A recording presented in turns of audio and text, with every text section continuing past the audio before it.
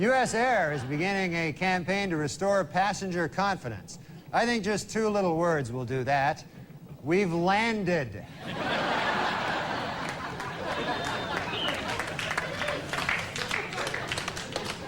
Airline travelers' complaints have risen 22% over the last year. The single most common complaint was, they lost my baggage, followed closely by, I didn't like being in that fiery plane crash.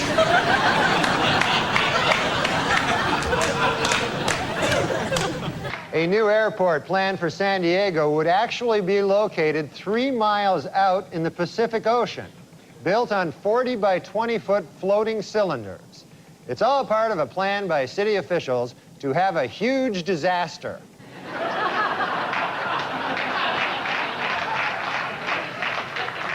As of next week, ValueJet Airlines says it will discontinue service to Mobile, Alabama. According to airline executives, this cost-cutting measure is expected to save the company over $200.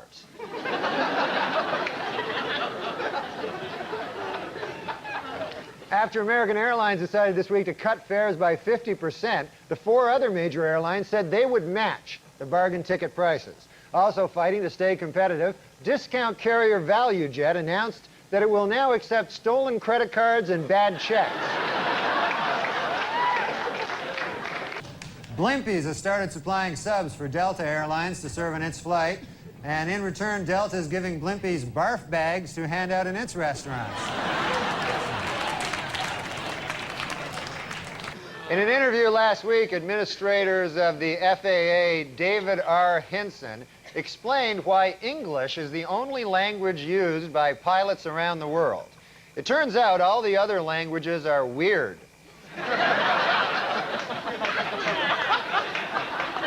Can't even hardly understand most of them. In honor of this year's Academy Awards, Carnival Airlines is offering anyone named Oscar a free flight to or from Los Angeles. The airline had tried a similar promotion in the past for the Tony Awards, but according to airline spokesmen, they found that their planes were packed with too many, quote, greasy Italians. The Federal Aviation Administration has come up with a list of 30 changes to make air travel safer. Number 1 on the list, no more crashes. They've decided to... This week, TWA announced plans to reconstruct the Boeing 747 that exploded in Flight 800. Man, talk about cheap, huh? These characters. Trying to save a few bucks by rebuilding a... It's ridiculous. I don't know what I'm talking. In order to cut down on in-flight fatalities, American Airlines has decided to upgrade the medical kits on all its planes. Each kit will now contain common life-saving drugs, a heart defibrillator, and a spare plane. In aviation news, a new study suggests there might be more survivors of plane crashes if all seats were equipped with airbags. According to the study, this is especially true for plane crashes under 50 miles per hour. The other one just doesn't do much good. A top aviation watchdog group warned this week that the nation's airlines are vulnerable to terrorist attack.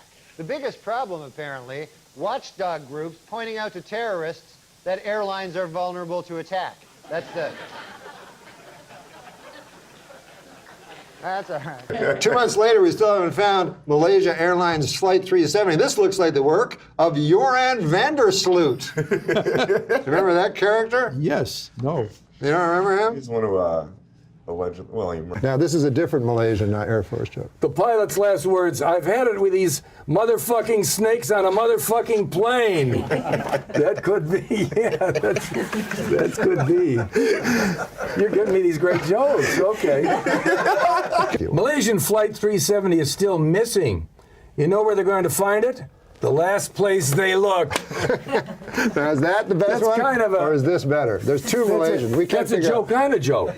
Why you define something? Why is it always the last place you look? Because you stop looking. A Joe Pine So that's joke? a joke. That's a comment. That's a very bright joke. It's not only a joke, it's a comment. The search continues in the Indian Ocean for the Malaysian Airlines Flight 370 as they listen and try to follow the pings. These guys sound like me always listening for pings. The pings are my Chinese neighbors. Jim and Ellen.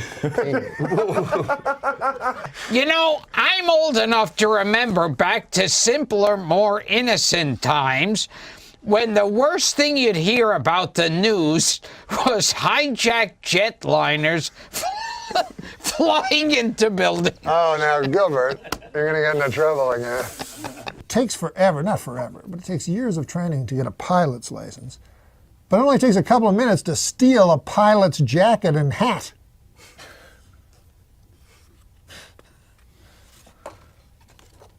And then do some, terrorist act, I guess. Yeah, I guess I was not living because I was thinking it was going to be a terrorist. You were worried about a terrorist act. I was a little nervous. Did you see Olympus Has Fallen? No. This week I learned, just because I masturbated to that picture of a guy falling to his death on 9/11 doesn't mean I have to share it. Hey, for the 9th consecutive year, Nick, JetBlue Airlines ranked first for satisfaction among all North American airlines. But you know what ranked least in satisfaction? 9/11 Airlines. What a terrible name for an airline. It reminds me of that tragedy. Oh, 9/11. You know? Oh, don't laugh at 9/11 What? again. 9/11.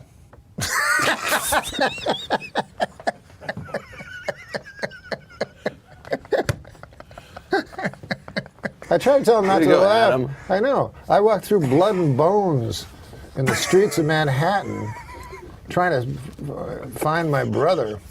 Jesus. Yeah, he was in northern Canada.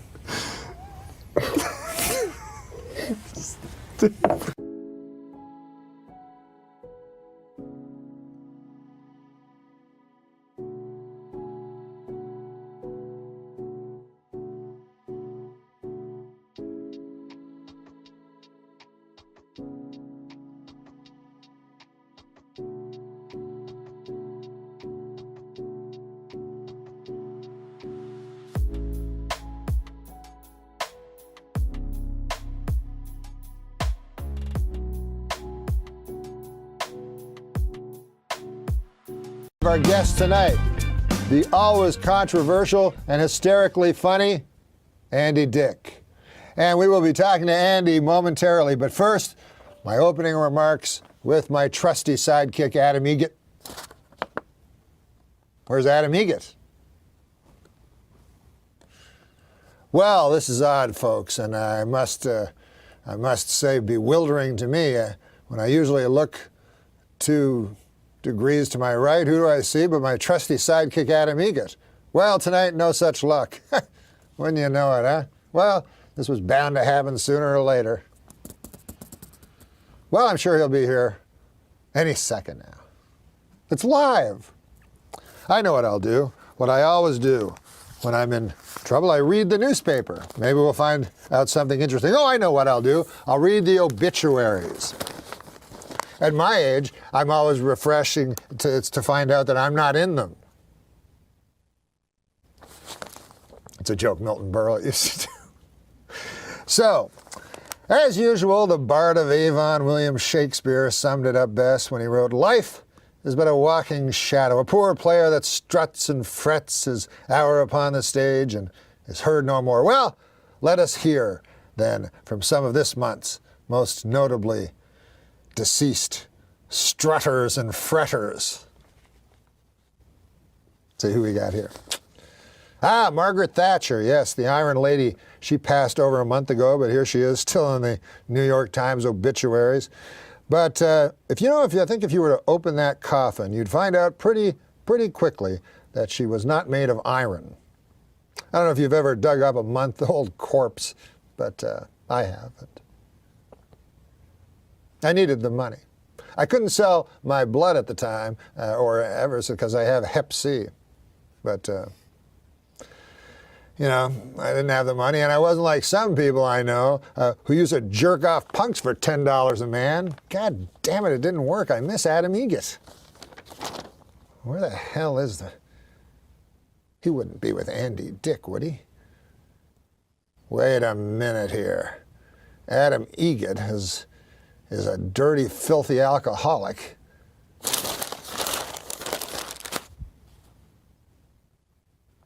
and Andy Dick is clean and sober. Where is my trusty sidekick Adam Egan? Have you seen him? The last I saw him, he was in the bathroom with Andy Dick. In the bathroom with Andy Dick! In the bathroom with Andy Dick! That's the worst possible news. Come on. Jeez. When you ask where a person is, the last thing you want to hear is he's in the bathroom with Andy Dick. Let's find out. Hey guys, listen, I know what's going on in there. You're sucking each other's hot cocks and you're doing cocaine.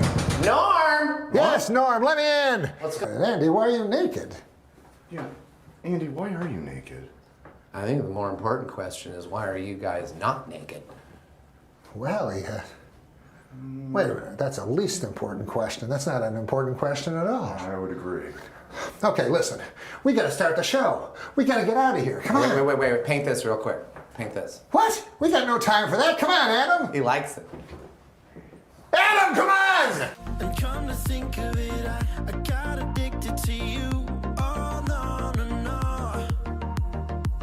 And come to think of it, I need somebody like you. Oh, no, no, no. I need someone like you. The last movie Chris Farley ever did was Dirty Work. So I'm in the movie with him. And right after Dirty Work, right before he passed away, he hosted Saturday Night Live. So Norm was still doing Weekend Updates. So Norm called me up and said, listen, Farley's out of control with coke. Come to the party after the show because you got to help me watch him. Like, that's how bad he was. I was watching You had to help watch. I had to help watch him, okay? So this is how fast Norm is, though. This is a testament to Norm's wit. So I'm at the party, and Norm is talking to somebody, and I'm watching Chris. I'm on coke. I'm coked up. So I see Farley disappear into a bathroom with Andy Dick. Oh, boy. Okay, him and Andy go into a bathroom. Yeah. They come out 5 minutes later, like giggling. Norm comes over to me and goes, what's going on with Chris? I go, bad news, bro. He goes, what? I go, he went into a bathroom with Andy Dick. I said, there's only two reasons a man goes into a bathroom with Andy Dick, and neither one of them's good. And Norm looked at me without missing a beat and said, holy fuck, I hope he's high.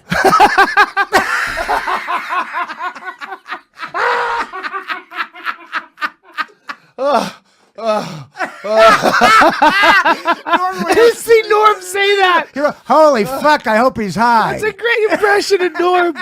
Holding his stomach. Good news, he was high. Hey, Norm MacDonald's on the phone. You know I love Norm. And Norm? Yeah? So Norm, is it true? How are you, Norm? Is it true you've been up drinking all night? Why who told you that? Gary. Oh, yeah, no, because I had to stay up. Right. To write, so I decided to drink, but I'm not drunk. What have you been writing? What are you writing? What? What are you writing? I have to write. I have to write this movie. Oh, you're doing a movie? Sounds like a school project. Yeah. I have to write this movie. What do you got a date to turn it in? What's your story, man? Like, I mean, someone hired you to write a movie? Yeah, you know how comedians write movies and then they get to be in them? Right. Oh, you're writing your own movie? Yeah, right. Oh, like Austin Powers or something. Yeah, like that. Yeah. Why don't you just do Austin Powers? That'd be great. So you started to drink? What? You started to drink while you were writing? What are you drinking? No, I wasn't. I was just drinking some Fresca.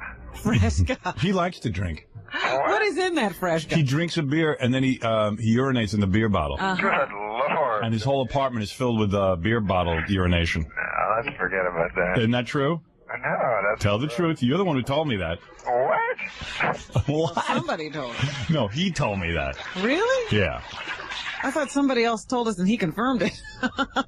Well, as Late Night with David Letterman inches toward the finale, many actors and comics are coming on to pay their final respects.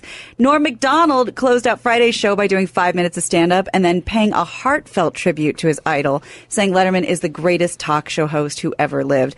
I have a couple of clips for you. The first clip is Norm fighting through tears, telling one last joke in Dave's honor. I remember Dave differently because the first time I saw him, I was 13 years old. I was living in...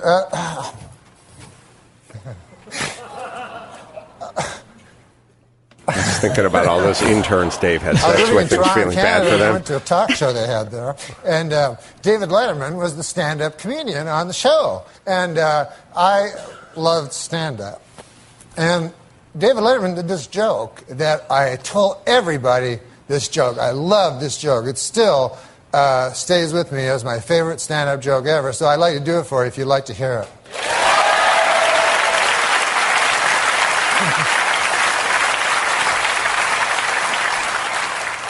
He goes, I was on the street the other day, and I saw a garbage truck, and on the back of the garbage truck, there was a small sign that said, "Please do not follow too closely."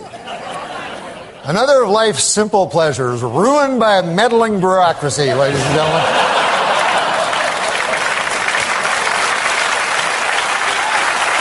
You remember the old days when Dad would pile the kids in the station wagon and we'd all go out and follow a garbage truck? I saw that, and all I could think of is I wasn't thinking about. Sounds hot. I wasn't thinking about Dave. I was thinking about Norm. Mm-hmm. Norm is perfectly capable of like shaving and putting on a little Grecian formula and putting a tie and a suit on and going to New York and doing a really funny, kick-ass 5-minute stand-up comedy set. But then you talk to him about doing podcasts or projects or teaming up or whatever. It's like, Norm can't leave his apartment because if he gets up, he'll kick over a jug of urine and he'll lose his cleaning deposit. And he does not drive. He does not drive himself. Oh, no, he does not. By the way, move to L.A. and then make the proclamation, I don't drive. And it's like saying I can't be employed. Like, he should just fucking take ropes and put himself onto the bed like James Caan in Misery. Like, he doesn't drive? No, he does not drive. Why? He has a helper person, female, whatever. So it's so insane. And then, people tweet me all the time like, hey, get Norm on, man. You guys are dynamite together. Everyone loves you and Norm together. And I'm like, it would be awesome if he was capable of getting inside of a Volvo and propelling himself in my direction. Where does he live? He lives somewhere on the west side, sort of beach city. Oh, he's in L.A.? Yeah, he's in L.A. Okay. All right. He does not drive. Well, that can be fixed. I agree. Are you taking his beautiful Dave Letterman moment and making it about the fact that you can't get him to do anything with you? That's exactly what's happening. Yeah. I just see the guy. I'm seeing it because he is so good when he wants to be good, and he puts himself together, and it's perfect. And then you see him, and he's got like a gray beard, and he's walking around with Kleenex boxes on for slippers, and it's like, look, just fucking learn, get your driver's license, and come on out. Yeah, join the rest of us. It's in society. Well, no, I feel like Norm's talent is being wasted in Norm's apartment instead of out with us. Which I believe now. See, I don't know anything about what Norm's doing. You catch him every now and then on a clip. You catch him. Maybe he calls in somewhere, and I've seen him there. He seems to tweet a lot now, though. Yes. He'll tweet. Guess what you can do from your living room. He'll watch an entire round of golf, the Masters. He'll tweet every shot. He'll go on long rants. Well, he showed up at the SNL thing. Yeah, I know. I mean, that's the whole thing. He's capable. He cleans himself up, he shaves, he puts on a suit, and he goes out and does a really funny stand-up set. And you wouldn't even need him to clean himself up or a suit. I'm wearing pajamas right now with slippers. I'm wearing fucking practically pajamas myself. I know. I just, all I'm saying is he is one of the funniest guys on the planet. Oh, it would so be funny. nice if he could, somebody just backhand him and yell, get hold of yourself. And then, give him a shot of vermouth or something and go, let's go. We're going down to fucking DMV. Maybe that's we're getting you. a license. I think I told him. That guy sounds hot. It's either that or Gilbert Godfrey. I can't remember. But I told one of them, I will teach you how to drive. But you don't need to. If in his position, he can get someone to drive him places. Oh, there's Uber.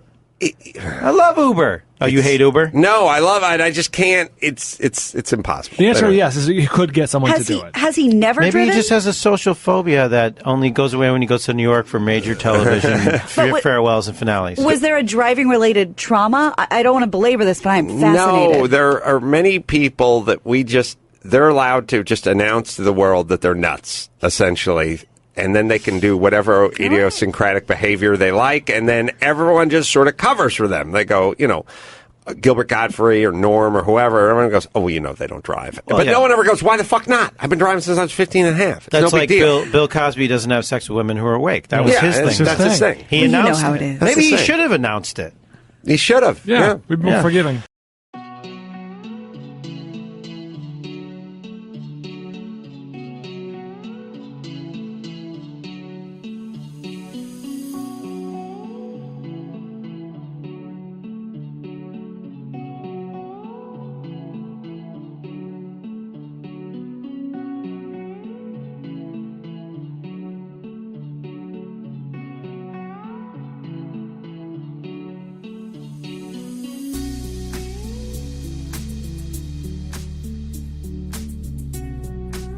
They edit it and they put it together and they ask you questions that maybe you don't want to answer. Right. And they put things together that you're saying, and I'm a fucking dumb guy. I get confused and shit. So they were asking me about a whole bunch of things at the same time. Well, they were asking you about Louis C.K. Yes. and Roseanne. Now, Yes. Roseanne was someone who gave you one of your first breaks in My show very business. first job, yes. You were actually writing I on love Roseanne. Yes. And Louis is a friend of yours. Louis is, the greatest comic there is. And in the defense of them, somehow you got to this point where you said, Well, hey, it wasn't really a defense of them. They asked me, what do you think of Roseanne, what she did and, how she's doing. That's what they asked. Yes. Because I've been in touch with her. Yeah. So the day it happened, I phoned Roseanne because I know Roseanne, and she was crying and she was so, upset and heartbroken. I felt so bad. And so I said, I don't know what to say to you, Roseanne, because I've never been through this, And I said, let me ask a friend of mine that's been through this. And I was talking about Louis C.K. Yeah. Now, Roseanne had been really hard on Louis C.K. yes, when he was in his controversy, she blasted his and this ass. was before he got, written up. Yeah. She said, she named him. She said, fucking Louis C.K. is doing a lot of bad things. So, so you had the idea that they should talk to one another. Louis did. I talked to Louis and I said, I was worried about Roseanne because I talked to her for 2 hours in a row. I was just crying the whole time. And I was like, I'm kind of worried about Roseanne. She's not the strongest person mentally. Right. And Louis said, I think... But real bad sexual abuse. I do too, Howard. Rape, everything. Yes. And they go through... It destroys their life. They're never the same. Oh, of course not. Their whole bodies shake at the thought of it. Some of them even black out when they think about this thing. It's horrible. I know that. And of course, you'd have to have Down syndrome. Not to know that. My new word. Down syndrome. Right. That's a good word. You'd have to have Down syndrome to not feel sorry for, of course, Me Too is what you want for your daughters. You know what I mean? And you want that to be the future world, of course. Right. And I meet all kinds of women that have the terrible stories, about what's happened to them. But I wasn't talking about the victims. I was talking about, they asked me about Roseanne. They asked me about Chris Hardwick. They asked me about Louis. And I told them, like if someone murders someone, and goes to jail, right? And then he gets out of jail after 10 years. And you go, I'm going to give this guy a job washing dishes because he's done his penance. Right. Nobody goes, well, what about the people he murdered? Well, of course they had it off worse, Yeah. But I'm talking about the murderer. Give him a dishwasher job, So do you think that the writer somehow merged all of these thoughts into one thing, or do you feel you were quoted inaccurately, or do you feel like you were treated fairly? I don't know. The original writer was for the Hollywood Reporter, right? And he wrote it, and that wasn't the headline. Right. And so I don't know if he even noticed or anything. And then another place called Vulture, which is a WW computer. Yeah. They wrote, Norm MacDonald defends Louis Anderson. Louis C.K. Louis C.K. You can't defend Louis Anderson. What did he do? I defend, it says, in the headline, Norm MacDonald defends Louis C.K. and Roseanne Barr. And I never defended them, you know?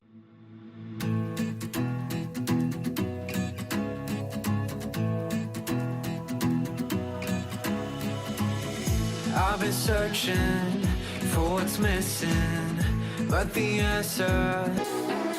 Norm MacDonald has become a huge hot topic over his comments about Roseanne and Louis C.K. and the Me Too movement, and it led to the Tonight Show, you know, saying that we're going to cancel the appearance, but we wanted him to come and clear the air. So please welcome Norm MacDonald. You took a lot of flack for saying in the art of for some things that you said in the Hollywood Reporter, saying that you were kind of glad that the Me Too movement has slowed down, and we don't really know you as a guy who, you know, really comments on very much that's gone out. So what were you trying to say? Yeah. Well, I was, you know, print reporters, they ask you questions and they put them all together. What I was talking about was Chris Hardwick, this particular comedian. Right. That was a friend of mine. And, you know, if 500 women go against a man, obviously the guy's guilty. But in the Chris Hardwick one, it was one woman against one man. Mm-hmm. Right. You know? So I was saying that I thought it was good that the pendulum was slowing, and Chris Hardwick has been as rehabilitated as he's going to get. He still tells me he can't walk down the street without people yelling stuff at him. Yeah. But that's all I was trying to say. Okay. Well, you know, you do raise valid questions about, like, due process and, you know, verification of what went on. I think that we would agree with that, you know, that you have to back it up somewhat. But when you kind of lose me when you imply that the hardship that your friend Louis C.K. is a friend of mine, too, really. I know him a long time. That the hardship that he went through is equal to the hardship that the victims went through. Right. That doesn't compute. No, it's not true. Can you explain yourself a little there? Yeah, that's not what I was saying. When this happened, I was working for Roseanne when Roseanne's thing went down, and I called her the next day, and she was crying the whole time I was talking to her. Right. I've known Roseanne for a while, and I was worried about her because she seemed really, really in a bad place. And I said, I can't really talk to you about this because I've never been through anything like this. And I said, I know Louis, and he's been through this, where he's had everything taken from him. Right. And I said,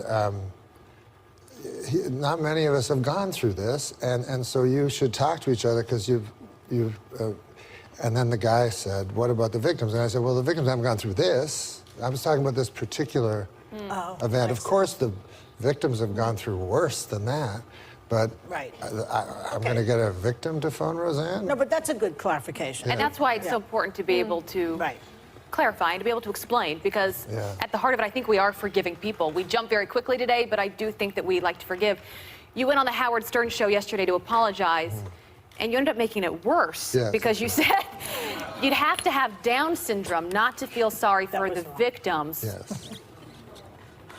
Do you regret saying that? You just keep on getting into trouble, Norm MacDonald. It's always bad when you have to apologize for the apology. An apology. Do you lose it when you're on Howard? Is that what happens, Joe? Well, there is a thing on Howard where there's a recklessness in the studio, and you know, you used to be a word we would all say to mean stupid that we don't say anymore, right? Yeah. You know the word I'm talking about? Yes. And stupidly, I was about to say that word, and I stopped and said, "What's the right word to say?" And then I said a different word that was equally. Did you realize in that moment that probably offended I realized at that moment that I'd done something unforgivable. Yeah. Right. I mean, you know, it's like things spill out sometimes, and it's just difficult. You also are, you're friends with Roseanne. She gave you your first job, I understand? Yes, she gave my first job. And so you put her together with Louis C.K. Yeah, because I was really concerned about Roseanne, and you know, I don't want someone to end up killing themselves or anything. Of course not. Yeah, so. Don't you think Louis, you say that you think they deserve a comeback. Now, I was saying yesterday that Louis performed at Comedy Cellar, and what he didn't talk about these allegations in his set, which I would have thought that he would have done. Don't you? I mean, so if he wants to have a comeback, he needs to, like, address it directly, I think, as a comedian. So where's Roseanne's coming back? Geez, I don't know if Roseanne could ever come back. Are you worried to speak now because because of the backlash that you've received this week? Now are you thinking twice before everything comes out of your mouth? He always thinks that way. This is how he's a slow talker. He talks like that. But I think just in general, Slow talkers I in think in America. general we all have to think very carefully about the words that come out of our mouth because you risk offending somebody or a number of people. Well, Joy's often said that PC, political correctness, is killing comedy. It is killing comedy. Do you to a agree large with that? extent. Yes, I Even in agree the with clubs that where it's a because- small group. Yeah. Well, You as know, long as there's a often people will come and say, you know, some guy said a joke and you're asked to defend it, and the joke is always horrible. Like it's the worst joke you've ever heard. And you're in this position where you have to defend a terrible joke on free speech, you know. But I always, like, reporters always ask you, like, what's offensive? Is anything over the line? And I personally think almost everything is over the line. They like you to be edgy, and then when you are, you get hurt for it. Right. But you know, comedians. But are I will trying- say the remark I made about people with Down syndrome was just a Insensitive. terrible, Yeah. terrible, And terrible stupid. thing for me to say. We agree. Well, all of this is happening. Yeah. You know, and we also, you know, we've all stepped in it as comics. Yeah. We all have stepped in it as comics. And as lawyers and as journalists. Maybe, but not quite the same way. Not quite the same. But let me ask you. Go ahead. Sorry, Will. You know, your appearance on Jimmy Fallon was canceled. And he said that his staffers were actually crying about the comments that you made. Were you surprised at that reaction? Weren't have they you crying been that surprised? you were there? They were crying that he was there. That you were even there. Have you been surprised by this reaction? Yeah. Really? Well, yeah, I have been surprised because, you know, I never did anything. I mean, I spoke, but I mean, I don't want to be tossed in with people that actually did, not crimes, but sins, or, you know, I barely have consensual sex.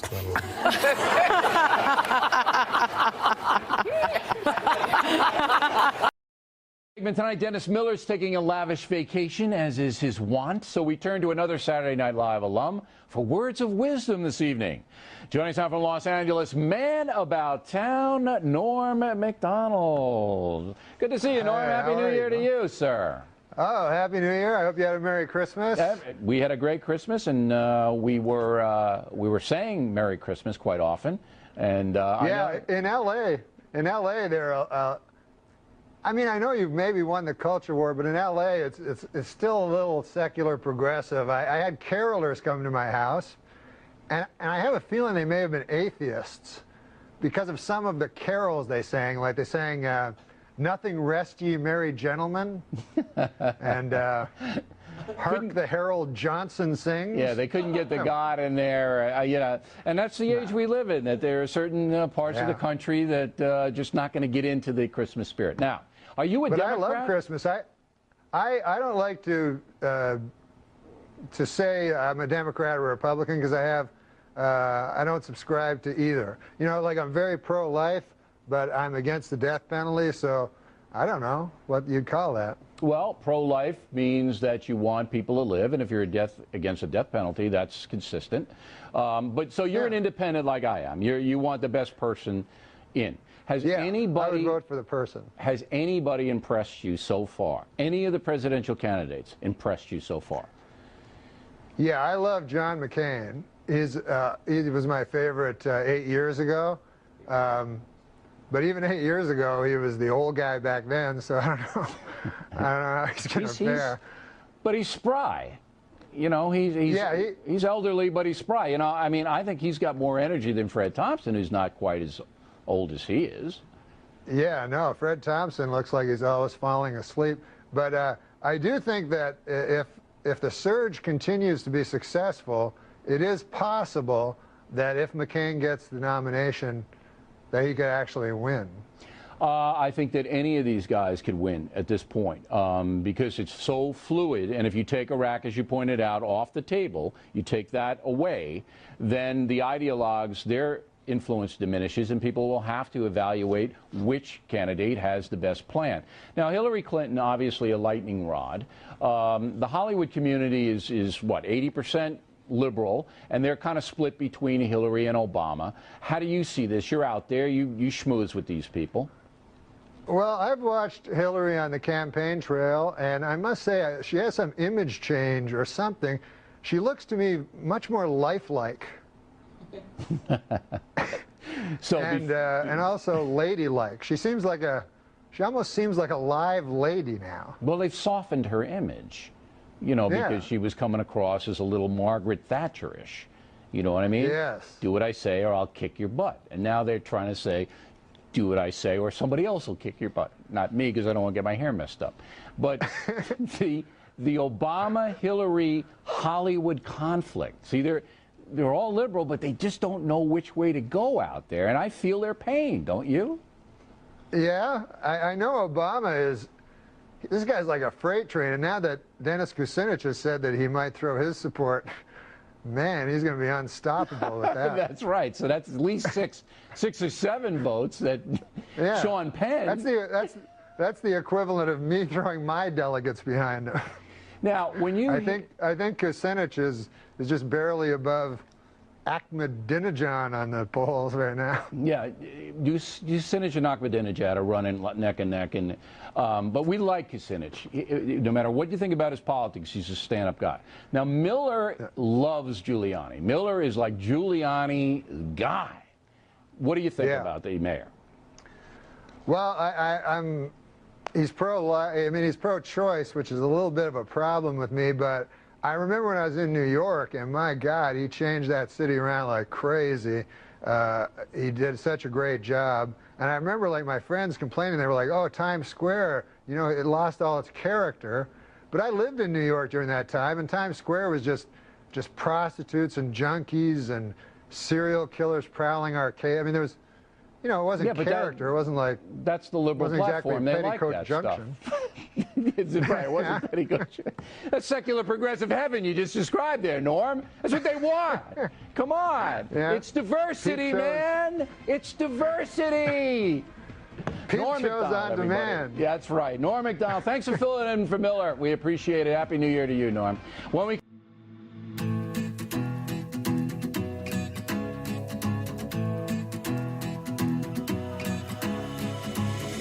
I've been searching for what's missing, but the answer... Norm MacDonald, whose new program, A Minute with Stan Hooper, debuts on Fox tomorrow at 8:30. Up against the Factor, man. I don't know. I know. It's not easy. So we want them to tape Stan Hooper and watch the Factor. I was going to mention earlier, because I know this is a no-spin zone. You bet. And in the Kozlowski thing, I saw a little bit of spinning. Little bit. And I'd like to say I was also a shareholder at Tyco. And I did get invited to the party in Sardinia. You did? Yeah, and you didn't miss anything. That guy with the giant wings made a clumsy pass at me over by the ice sculpture. I thought you might have been the sculpture there for a minute. What the? I know. Now, you were at Saturday Night Live, okay? Yes, sir. It was a good gig for you, a weekend update and all of that. Yeah. Then you did the Norm show. Yes, sir. I never got to see the Norm show. I never watched it either. No one did. And it was gone. It was gone. You know what an interesting thing is? That even if no one watches a show, right, it still gets ratings like 1 million people watch the show because people just don't turn their TVs off. Is that right? So if there's nobody in the room, it still clicks in. I guess that's what's happening at CNN. I don't know. But anyway, this show, how do you get 2 shots? Because most people don't get any shots. You know how many comedians there are out in L.A. Trying to troll to get a show. And this is another show starring you. How'd you do it? I think pure raw talent. Yeah, they just saw it in you. Huh? Yeah, there's no substitute for that. They had to have you. Fox demanded Norm MacDonald. Exactly. Get him. How much control you have over this vehicle? Romano controls his show. Romano? Ray Romano. Ray Romano, right. of course. You know, right. I know him. Not as talented as you, but he's coming on. He's coming on. How much control you got over this show? Well, I got a lot of control over it. I don't rehearse, so I write all week. Do you write? Yeah. You write the show. How many other writers with you? 5, and they're a crack staff. All right, so the show's going to have an edge because that's what kind of stuff you do. No, it's not going to have an edge. No, it's going to be a bland kind of an Ozzie and Harriet ripoff? No, sir, it's going to be a Green Acres ripoff. I can just see you in the overalls. Yeah. You play a commentator on television. I play a commentator. I hate those guys. Yeah. I don't care for him either. I play a guy that works in New York. You understand? And he does his minute every week. Like Andy Rooney. Not Andy Rooney. He's not a humorist. He extols the virtues of small town life, like Mr. Charles Osgood. Oh. And but he's very disconnected. He goes to parties at William Paley's house. You look a little like Osgood. Run that picture back. Can you put it next to Norm's face? Yeah, I can.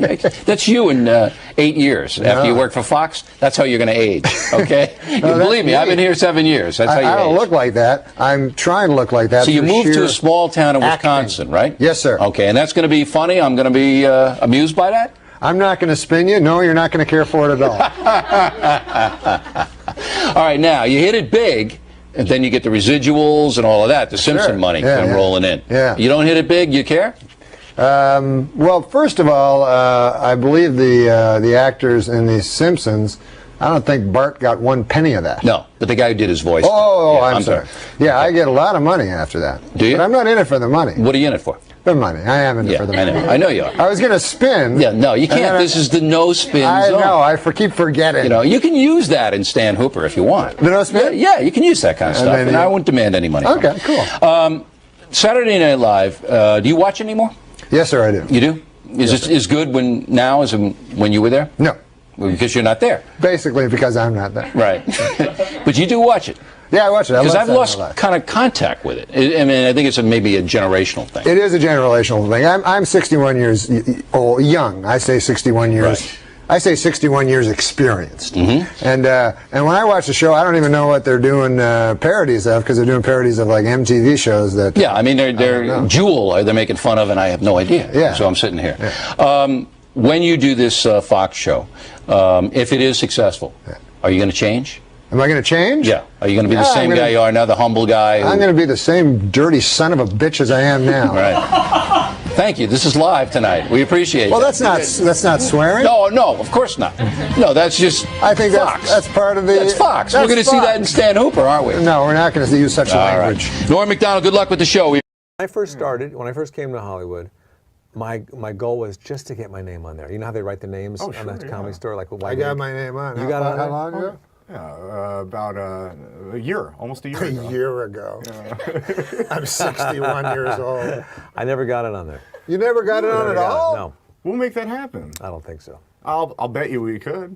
It's got to be bigger than the rest now. Well, see what I can do. I don't like this when they make those dirty drinks. Dirty Sanchez?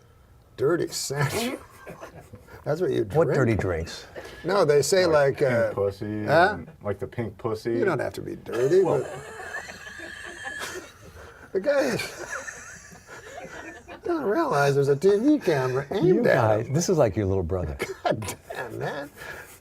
You have such control. You were on a show that almost was the precursor for. Oh, it definitely was a precursor. That's a good word. Yeah. Because that's in Breaking Bad. But Yeah. also Weeds was like kind of broke down the door for Breaking Bad. Broke down the door Yeah, for yeah. Breaking Bad, he says. And he's the post-cursor. I got nothing. Man. He's just a cursor. I'm just cursed. God damn, no, your words you use. Pussy.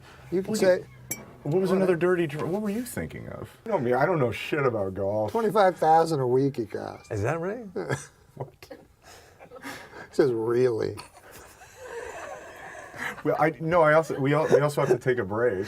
Are you kidding me? It says it right on the monitor. We have no Really? sponsors. Well, I thought we do have a sponsor, right? You know what's amazing that I didn't We know? have no sponsors. It's got word they have to take a break. Oh, really? Yeah. Oh, that's great. Well, let's take a break. All right. Let's take a break. Say it to the camera. How do you take it? Let's take a break. And that's it. That does it? Go ahead, say something, and I'm going to show you how I act by reacting. How are you feeling, Kevin? In my head, I'm thinking, how am I feeling?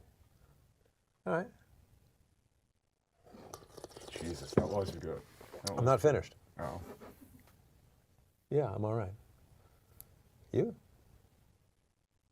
guess I'm all right. I don't know. Worst reaction ever. Doesn't even know how he fucked. But whatever, you know, you need a sidekick. You have a sketch that you wrote that gets like on at 12:55. Yeah. And then Lauren comes and goes, you got to move this down to 4 minutes. Yeah, how do gotta you make do it 3.5 that? minutes. How is that possible? He says, you know, we could either put it on or, you know, we'll cut it and do it another week. And you know it's not going to get on another week. Yeah. So It's you hard to say, do "Oh, that. no." You have to talk fast. And, you know what I mean? No. You don't know what I you know. have to talk fast means? Yeah, I know, but That happened. How did you guys meet? Did you have to audition for this? we covered that in the Tom Green episode. No, we met at Tempe Improv. I like he's mad. He's like he's mad at you. We covered that in the Tom Green episode. I was saying it to you. I met him when I used to manage the Improv in Tempe. I didn't ask you if you managed the improv.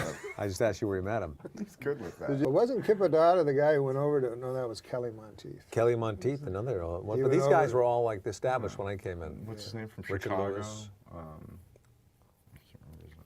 That's it? That's how he helps out. he used to do the two-man act with Tim Reed. Oh, Tom John- Dreesen. Dreesen. Yeah. Greta was the best. And the Little Rascals, I saw him. in Yeah. there. Yeah. Book was riveting. And the Flying You didn't Man. read the book? No, but I heard it. Was Yeah, you heard it pretty from me good. because I Yeah. read it. God damn. That was this a word you kept motherfucker. using, I mean, right? no offense to him, but he's a good guy. He's a good guy. Him and Beretta. Adam do a joke. All right. A good name for a dog is Syndrome. That then when he tries to attack someone, you can yell down Syndrome. Don't laugh. It's not. I mean, it's yeah. That's like it was a little insensitive, I guess. Go by this one. Movie star and award-winning director Ben Affleck has vowed to live for one day on $1.50, or as Adam Egget calls it, a raise. He did the joke and you were the punchline. Yeah, I'm broke. There's going to be a Broadway musical based on the movie Rocky. I don't know if you guys heard about this. In the Broadway musical version of the show, after Rocky climbs the steps of the art museum, he goes inside and spends 2 hours looking at paintings. Yeah, I know, god damn. Goes inside and looks at what? Paintings? He looks at paintings. I like for that. 2 That's a good hours. In England, a woman was arrested for throwing a birthday party for her 16-year-old son that included marijuana, alcohol, and strippers. Now she's got even bigger problems. What to do for his 17th birthday. Whatever. You know what my favorite impression that you did was? When Sam Donaldson was on the chair. That was hilarious. I loved you as the audience member in the Phil Hartman's Donahue sketch when the women, they were like battered wives or something similar to that. Were you in the, thank you. Were you in the,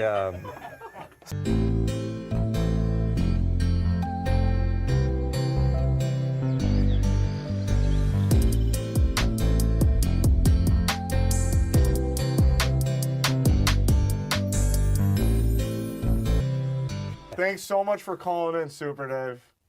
Please come I back. didn't call in, asshole. I didn't call in. You called me. I'm not calling into this. Let me explain something. If I'm homeless, I'm not calling in. Duly noted, Super Dave. You understand? You understand? Yes. Can I tell you a great story about Norm MacDonald? Go ahead. Norm Kenny?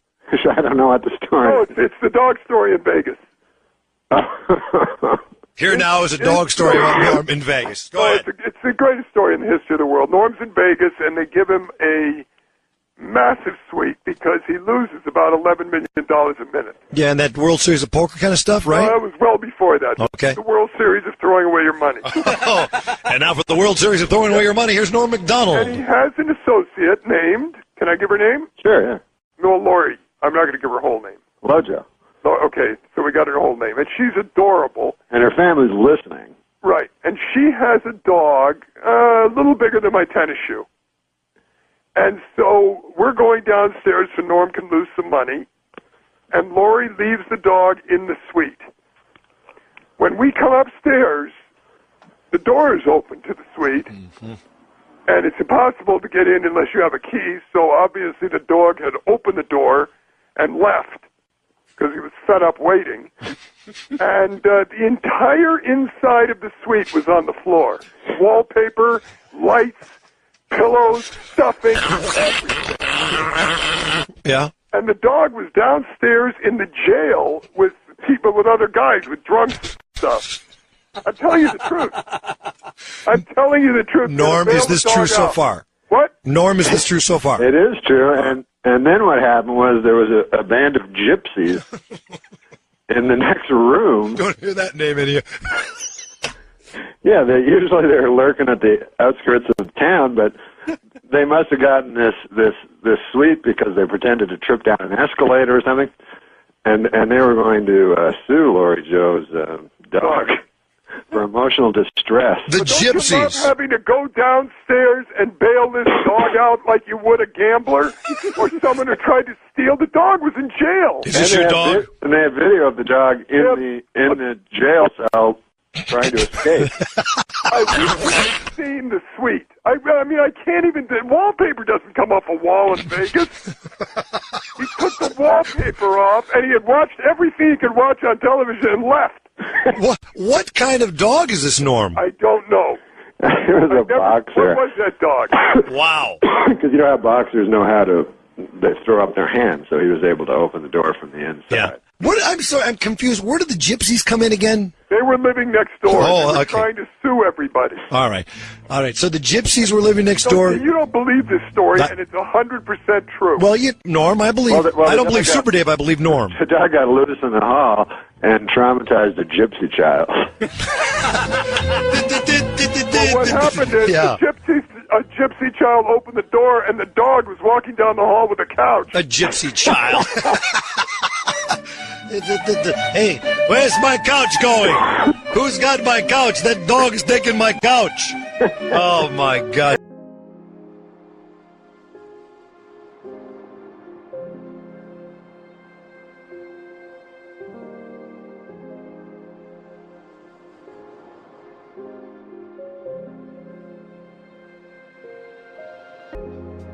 You know what was great right before the show went on? Too much sugar. He laughed at something that I said, and a thing came out of his nose like Niagara Falls. No, don't tell people. No, I'm not telling him. I'm just telling him. But the And folks we at had to home don't bring need in to a know that. towel to get it off. It was Because a big towel. Like, it was huge. I was going to grab it with my hand. It was like the towel. So It was like the big. towel they handed Louis Anderson after that dive. No, it was a but big the towel. The folks don't need I'm not going to say that ever again. I Don't apologize. ever I say that apologize to both again. of you. I mean, it's sticky lie. Yeah, it really Okay, is. go ahead. Barbara Walters announced that she's retiring from The View. Well, actually, she announced it 5 years ago, but no one could hear her over those yammering bitches. See? You all remember our first guest from Saturday Night Live, where, among other things, he hosted the Weekend Update. Remember that? But he was so committed to doing an imitation of Bob Dole, he even took Viagra himself. That is really... Now he's the host of his very own show right here on ABC. It's called The Norm Show. Take a look. Hearing is 3 o'clock. And don't worry, because with the help of a little oxygen, you're going to be as sharp as a tack for that review board. Oh, wow. I just remembered where I left my Lincoln logs in 5th grade.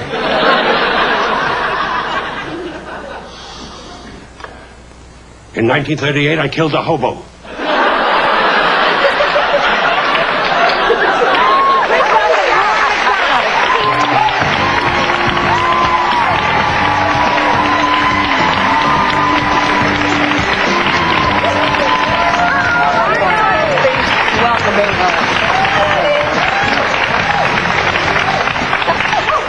So Norm, do a little Bob Dole for him. Bob Dole? Yeah. Would you? You want me to do it? Yeah, do it. It's a kind of an old impression, you know. Make And- some of the news again. It is? Yeah. Well, I try to work on new impressions, you know what I mean? Like fresh, torn from the headlines of the newspapers, of the journals, of the, you know. Well, he's in today's headline. You just do a little. But I got Liddy Dole. I'm working on a new one, Liddy Dole. Liddy Dole. Yeah, I do Liddy Dole. Do Liddy Dole. Okay. I'm Liddy Dole, running for president. Liddy Dole wants to be president. Doesn't want to work at the blood bank anymore. Wants to be president of the United States. Liddy Dole. You got my Bob Dole? That is Bob Dole. Bob Dole says, I'm Bob Dole.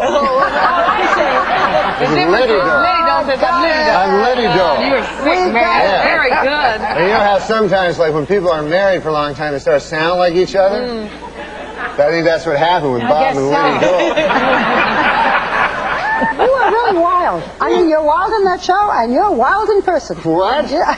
Don't you think? No, I think you're wild.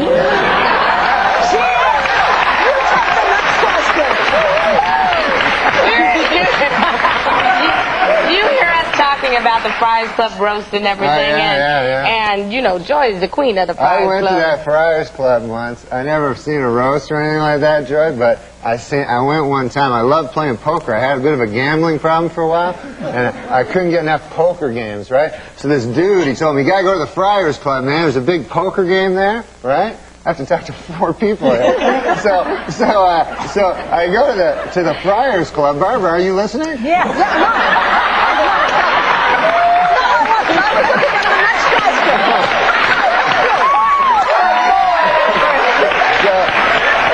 So I'm at the Friars Club, and they tell me there's this big poker game, right? So I go there, and there's all these old dudes there, right? And they're all comics from like 50 years ago, and I don't know who the hell they are, you know? And it's not like famous comics like Milton Berle or anybody like that. It's these B-level comics from 50 years ago, you know? Like Freddie Roman and dudes like that, right? So they're all playing poker, you know? They're all playing poker. And I'm playing poker. I just want to play poker, but they're all like making jokes, you know. And every joke they're making involves me being a gay dude. You know, you know what I mean? Like they'll go, here you go, kid. Here's a, you know, be like a queen. I get a queen. They go, here's a lady for the lady. You know? And they'd all laugh, you know. And I didn't notice at first. I'm just playing cards, and all of a sudden I realized every joke is me being a homosexual man, right? So I'm not a homosexual man, as you well know. So, He's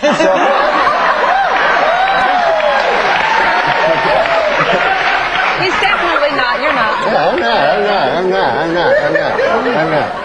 But let me tell you something else. I would have sex with you while you were awake.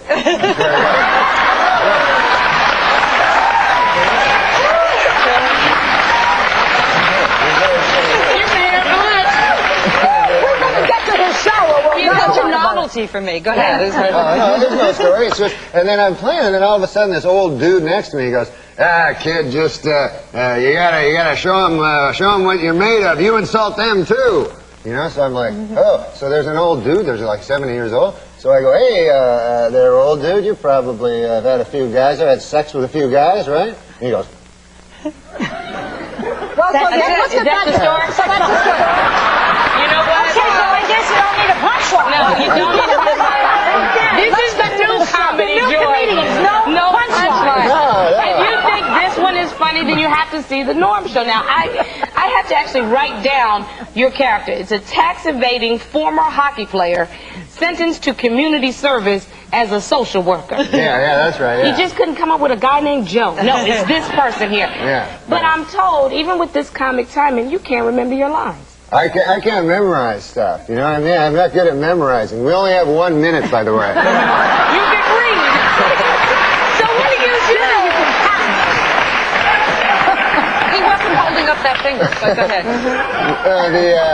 That's a funny one. What do you do? Well, you weren't listening? What do you do? How do you memorize? I can't memorize things, like, because in each script we get each week, there's like 600-700 words. Wow. You know? And you have to say them in order. You know what I mean? That's really hard. That ain't easy. What is it like on the set of that show with you? What is it like? Well, what do you mean? What do I mean? Well, because you're so average. She thinks you're wacky. Well, I'm just saying it's hard to memorize. We're not walking around the set going, hey, you know. What do you do? He's being critical of us. No, I love this show. No, what I do is I try to, like, sometimes, if you watch the show, sometimes you'll see, like, I'll forget a line. Not just have you on, we have to watch it. You have to watch the show, yeah. Okay. No, but sometimes, geez, this is a long minute. Sometimes, like, if you watch the show, you'll notice, sometimes maybe during the show, there'll be, like, maybe sometimes like 20 minutes will pass where nobody will say anything. You know what I mean? Because it was my line. But there's ways to cover. Sometimes I'll just read a newspaper. You've admitted that you're lazy. I think you've read 6 books in your life. I've read 6. 6. What kind of a woman would be attracted to you, do you think? Well, I have a lot of money. Oh.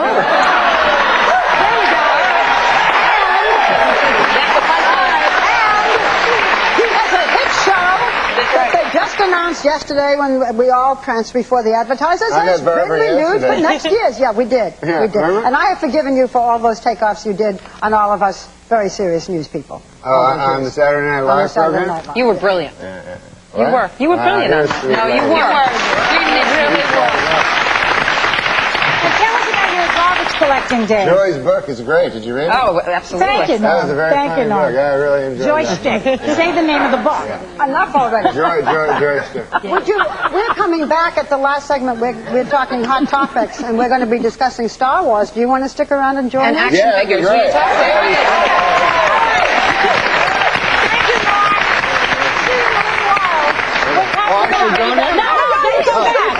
You're going to come back. Oh, okay. And your minute is up. Okay, be sure to catch the Norm Show tonight at 9:30 Eastern right here on ABC. Later, Barbara's showing you her eye makeup secrets. But when we come back, find out what you do every day that can really be bad for your health. We'll be right back.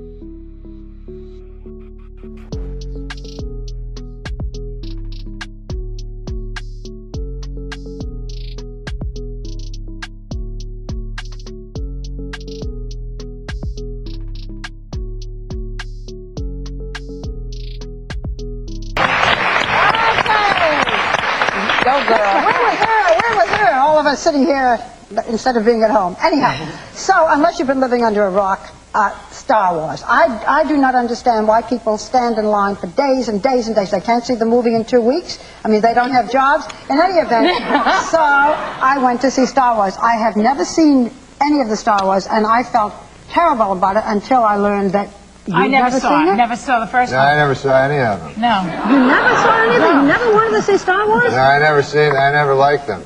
I don't like those science fiction because my dad always hated them. And you know how you try to be what your dad, you try to be, you know what I mean? And I remember when I was a kid, I watched that Twilight Zone. Remember that show? Yeah. And oh my God, my dad hated it because it was too fantastical, and he thought I should be doing the chores. And I remember one time me and my brother were watching Star All I Wars. said was, have you ever seen Star Wars? This goes on. That's Norm. We only have 2 more minutes. I was just giving you a little backstory. But me and my brother were watching the Twilight Zone, and then my dad walked by, and we were watching, and we were all excited about this Twilight Zone. And then my dad walked by, and he looked at like the screen, and he said, "I suppose this one's a goddamn ghost." Oh, well, that was funny. Okay. Anyway, we're going to give our quick review. So, I had never seen it. I thought all of the, you know, the mechanical figures and all of that, I thought that was fine, you know, but it was okay. What'd you think? Well, I tell you, I did love the pod race. That's the best part. There's this race in the middle of it. I'm a big Star Wars fan because What about Harrison Billy Ford, D. Williams? I bet you but like see, him. race back in the day with the real original Star Wars. I hear that was with, better. Yes, with my man Harrison Ford playing Han Solo. Now that was some Star Wars. Now, I have to tell you a confession, Barbara. I fell asleep for 10 full minutes in this Star Wars. I was watching it. What happened? I did too. You did? Yeah, sort of in the middle. And you never go to Star Wars. No, you know what? I'm not interested in You know what Star Wars. I'm happened? You know what interested- happened when she fell asleep? Meredith's husband had sex with her.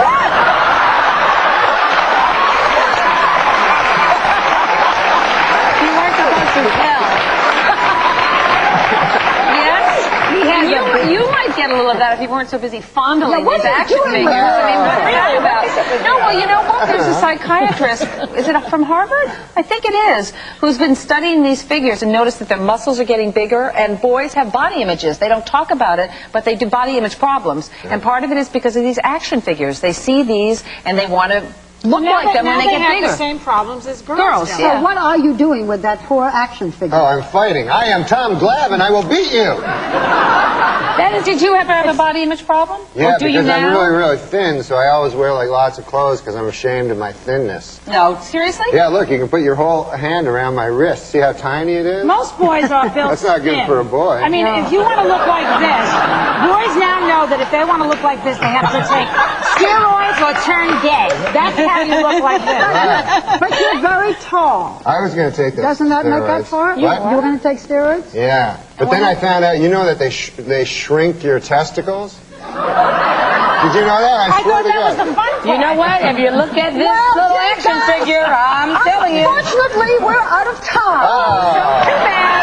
And I have to say, Norm, that speaking as you just did, you fit right into this category. And we may just add you every day to our Hot Topics. Norm, you are Thank you. Thank you, brother. Thank you, Norm. We'll be right back. I don't like those news stories that's scary either, man. That's why I don't like watching the news no more. Because when I was a kid, just news stories be real stuff, you know, like about the world or whatever. But now they'll have little personal stories that have nothing to do with nobody, and they present it as the news, you know, and then you don't want to see them, you know. And I noticed the latest one, they all seem to have, the show will open the news, and there'll be a guy with a suit and a tie, so you know he's a newsman. And he goes, hey, our top story tonight, a lady has vanished.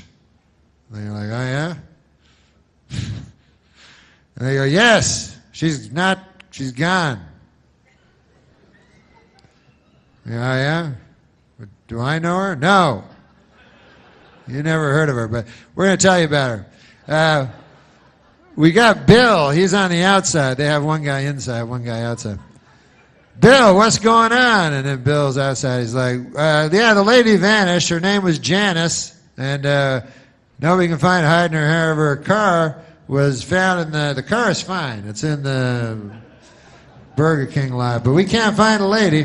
All right, back to you. And, you know, so then you're at home. You go, well, I don't give a damn on account I never knew her in the first place. How can I possibly care? As a matter of fact, I'm happy it's her and not someone I know. So, but then they go, we'll tell you about it. You go, no, that's cool, you know. I don't really want to know. But they can't help themselves, you know.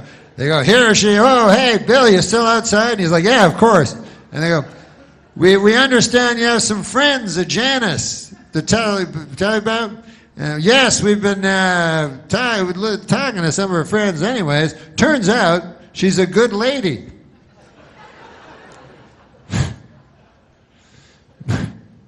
Breaking news, Janice was a good lady. And we got some of her friends here going to talk about it. And then they show a lady and says, Janice's friend.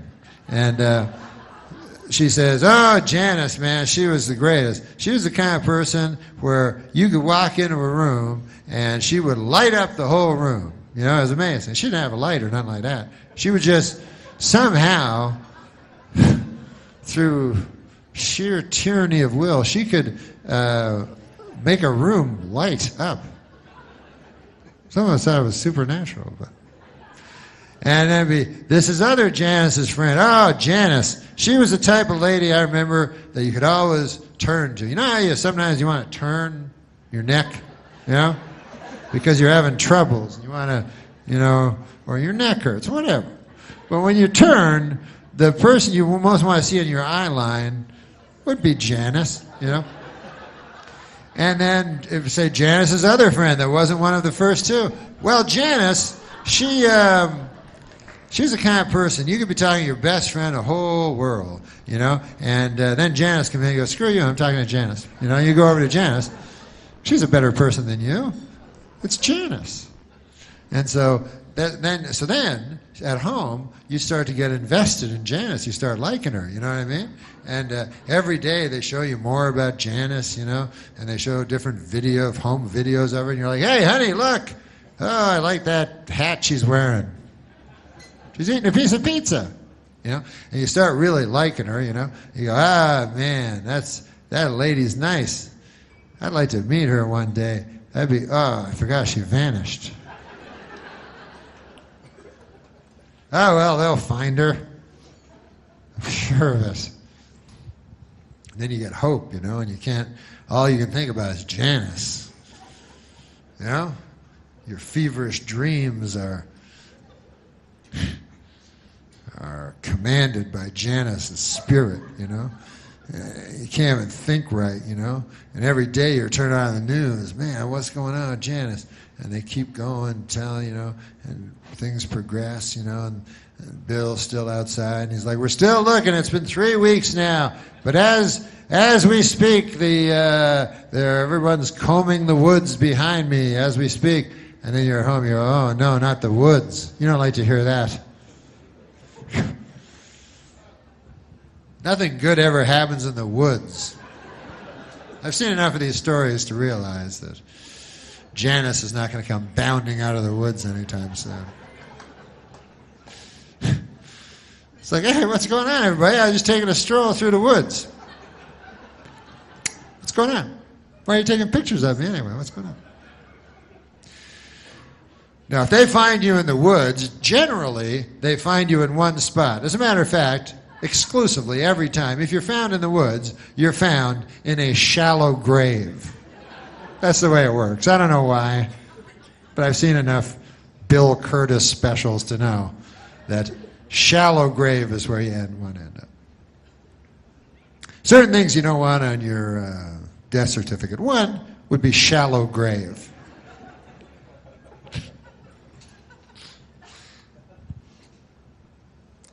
Massive. You wouldn't want to see that on your death certificate, the word massive. Or maybe you would. I don't know. Maybe that'd be a good one.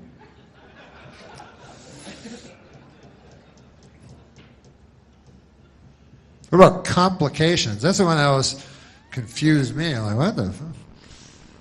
You go, hey, Doc, would my dad die again? It's complicated.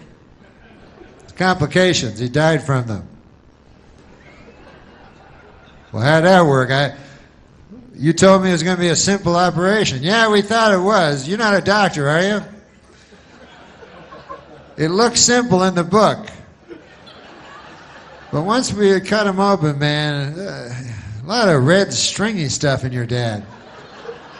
Very complicated when you get in there, really. Well, anyways, goodbye. So, yeah, you don't want to see a shallow grave in any of your, you know, in any of the Fourth Estate's account on your being dispatched. So, and also, doesn't it seem a little rash, a shallow grave, you know? Like after all their planning, these serial killers, they're supposed to be so cunning, you know, so diabolical according to the TV movies I've seen. And doesn't it seem a little rash at the end that all of a sudden it's just shallow grave, you know? It's just, wouldn't you think they'd go to a little, yeah? There's like, there you go, a couple of leaves and a twig. That doesn't look like Janice. I don't remember Janice having twigs and leaves all over. Nobody will find her. A Boy Scout ain't going to stumble over her tomorrow morning, I know that much. I'm going home and await the authorities. And then they go home. Now,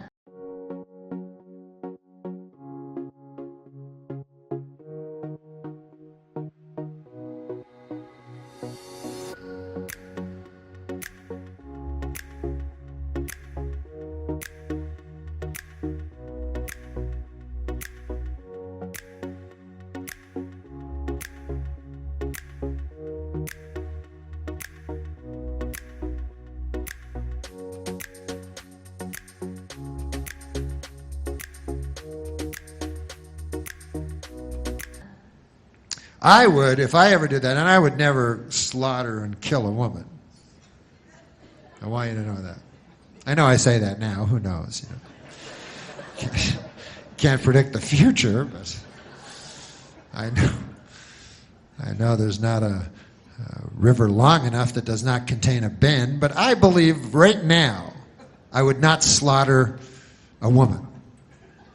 And maybe it's just vanity talking. You know, the scriptures say that man is mostly vanity. But in my vanity, I do not believe I would do it, you know. But if I did do it, if I somehow snapped, because who would ever know, I would plan it out. I'd be very, very careful about it, you know. I would track the lady, you know. Because you know, there's still a stigma, even in today's enlightened society, when you slaughter a lady. So I would track the lady. You understand? I would find out, this is what you got to do. You got to find out her habits, you know? Like maybe you go, hey man, I know she goes to that cheese sandwich store every day, and when she comes back, she's got a big paper bag of stuff. I'll bet you anything, there's cheese sandwiches in there. Eh? So then you put that up in your head. Lady likes cheese sandwiches. It's one piece of information. But you take your time, you know?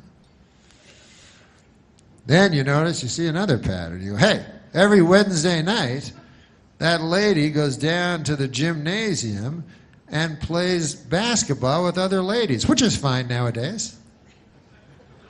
So, what I would do is I would stand outside of the gym, you know, and she'd come out there all sweaty with a ridiculously tricolored ball, you know, and she'd be finished her game, and then where would I be? I'd be standing at the other side of the parking lot, and in my hand, what do you think would be resting but a cheese sandwich, right?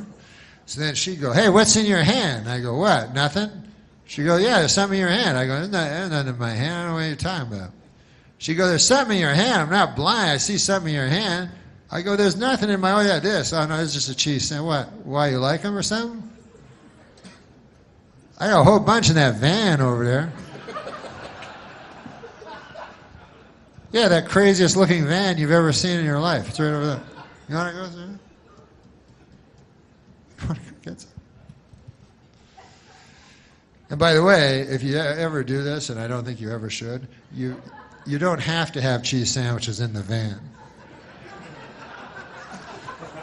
You know, unless you're proud of your detailed work or something like that.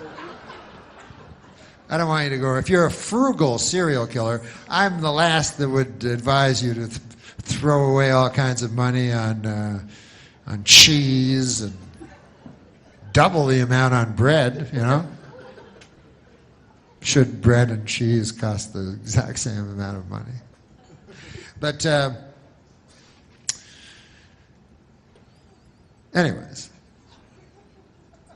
I would plan it out. That's what I'm saying. And then I would take the lady in the, and I would never do this, of course, but I would take the lady in the van to a remote area, you know, where there was a wooden shack that I had constructed, and it was silenced to the point that her screams would just echo off the walls, never to reach civilized ear again.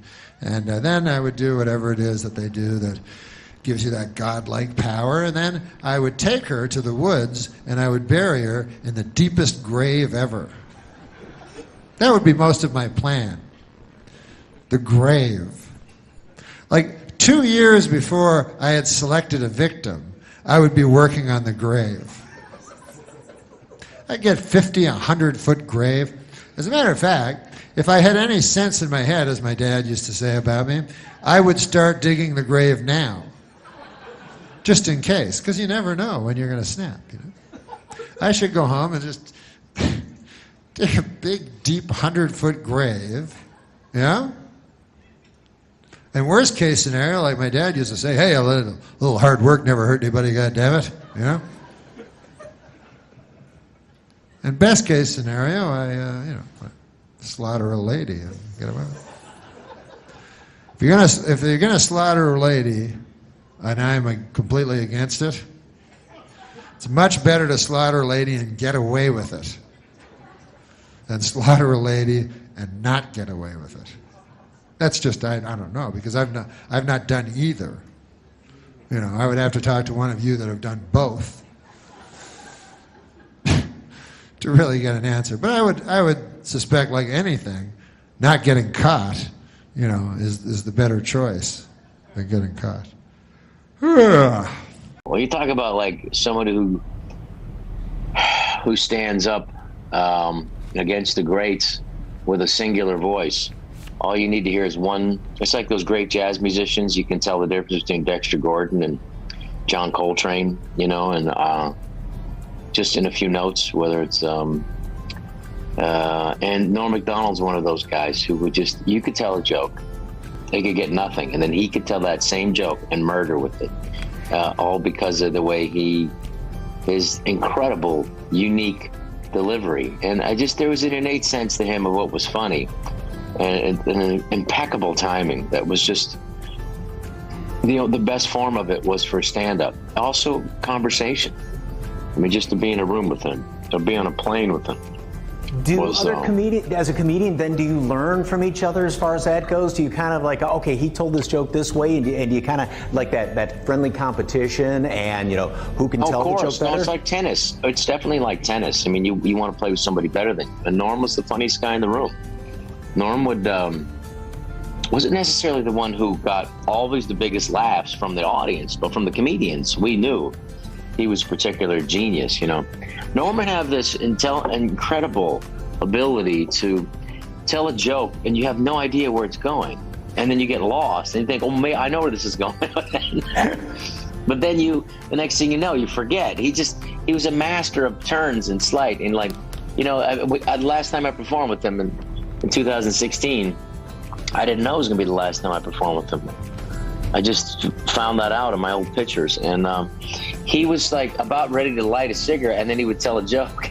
And then you know, and then it was just anything that could be funny, you know. And all afternoon, as we do this, you've been playing on and off with a cigarette. Do you smoke? I quit smoking a year ago. Good for you. Thank you. You quit smoking? Yeah. And you, when you smoked at the Tomorrow Show... We puffed. We didn't smoke. We puffed. You probably caused many children to start smoking. So you hold a cigarette and you never light it? Yes, it helps me. I have an oral fixation, the doctors tell me. That never... I'm like Beretta. Like he did this thing about like this joke, which I just thought it's just genius. He said, you ever find yourself in the middle of a lie and you realize, wait a minute, there's no possible way that I could benefit from this lie. Why am I lying? Like, hey, you see the new Star Wars movie? Yeah. And that's the joke. I'm trying to become a better person. Try not to lie as much as I used to. You know, you ever lie for no reason, you know? Usually there's a purpose to your lies, but sometimes, you know, just a big lie will spill out of your evil head there. You know, you don't even know why, you know, like, a guy will come up to you and go, hey, you ever see that movie with Meryl Streep and the horse? And then you go, yes. Then in the back of your head, you go, what the hell am I lying about over here?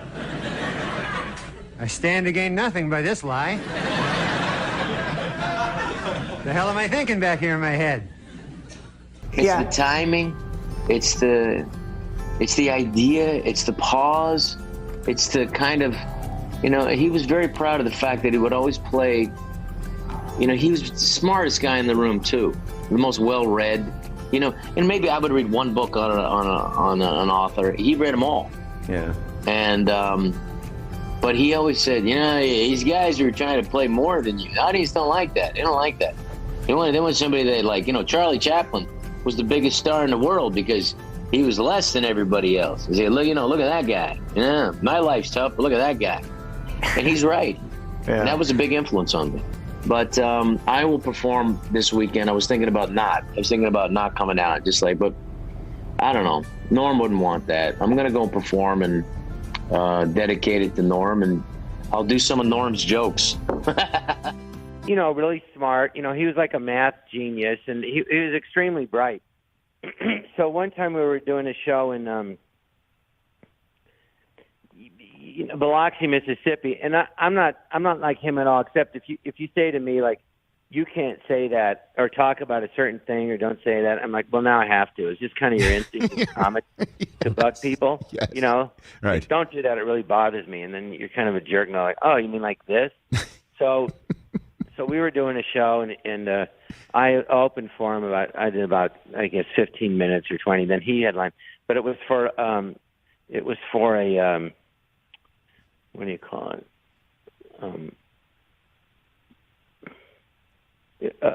When they comp the audience, you know what I mean? For big gamblers, I forget the word. Yeah. So there wasn't people paying tickets, but anyway, they did it. We did it. So he's doing the show, and he's very funny, but he's dirty. So all of a sudden, someone yells out, "Well, we don't like that kind of talk." So there's about 400 people there, and he goes, "Well, how many of you don't like that kind of talk?" You know, and it was like practically the whole room. He goes, "Well, how many of you don't mind?" And it was like 20 people. So he goes, or 10 people. He goes, "Well, I'd hate to disappoint those 10 people because the rest of you don't like it." And then he just got dirtier. You know? And I'm just like crying, laughing, you know, because the audience wasn't even laughing, but he just, you know, and that was a typical him. As you can see, he has wavy hair. It's waving goodbye on account he's going bald. I remember the joke was like, your face looks like cauliflower, you know, like you look so ugly, your face looks like cauliflower. And then people would laugh, and Bob was laughing hysterically because, yeah, like a cauliflower. No, the audience wasn't laughing at all. No, yeah. They put in laughs afterwards, but I was there on stage. No, but Bob has a beautiful face like a flower. Yeah, cauliflower.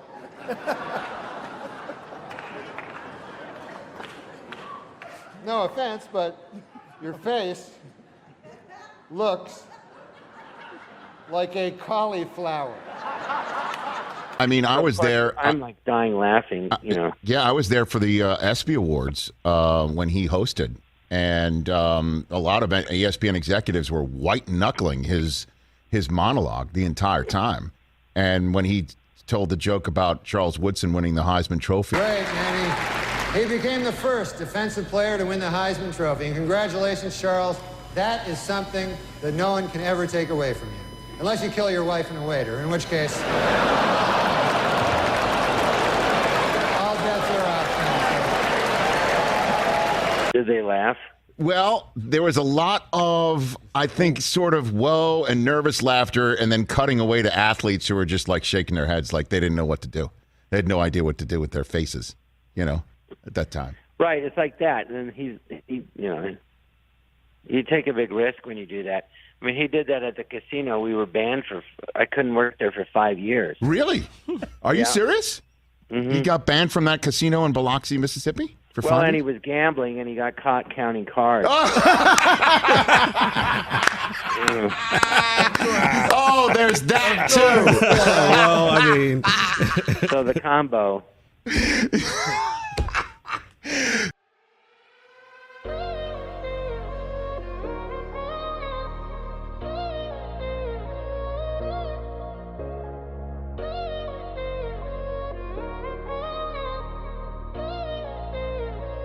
You know what it was? It was like, he was kind of like the Bob Dylan of comedy. He was doing lyrics and words and phrases that nobody else in comedy was using. And it wasn't that he told jokes as much as just told stories in a funny way and had a just funny inflection. It was truly an original. I mean, that was, you know, everybody else wrote jokes. He talked funny. And just having a conversation with him was, even when he told a joke, he did it in such a way you think he was just talking, you know. Right. I mean, he talked about, I saw him on a show, this was a joke he told. It was pretty funny. So the guy goes into this, guy's going to story, you know, and we're going to story. You know how he would just do that weird talking. Right. Yeah. And he says, give me a says to the clerk, hey, give me a Polish sausage. And the guy says, oh, are you Polish? And Norm says, first of all, it's very insulting, okay? I come in for Polish, tell you actually I'm Polish.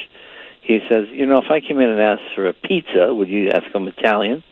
If for Chinese food, would you say, are you Chinese? Well, why did you ask if I was Polish? And the guy says, because this is a hardware store. You know, and it was, I mean, he told it much funnier than I told it. I don't think it was his joke, but it was one of those jokes that goes around. Right. But when he told it was just so hilarious. I mean, and it's so deadpan, and it's such a, you know, him, Bob Newhart, they're just legendary guys. And he was not a guy, you know, I tried to teach him how to drive. I had him on my show, the car show, and we went out to the racetrack out of Willow Springs, right? And like, hey, no, I'm going to get an Alfa Romeo, you know. And I go, this is the steering wheel here? Yeah, that's the steering wheel.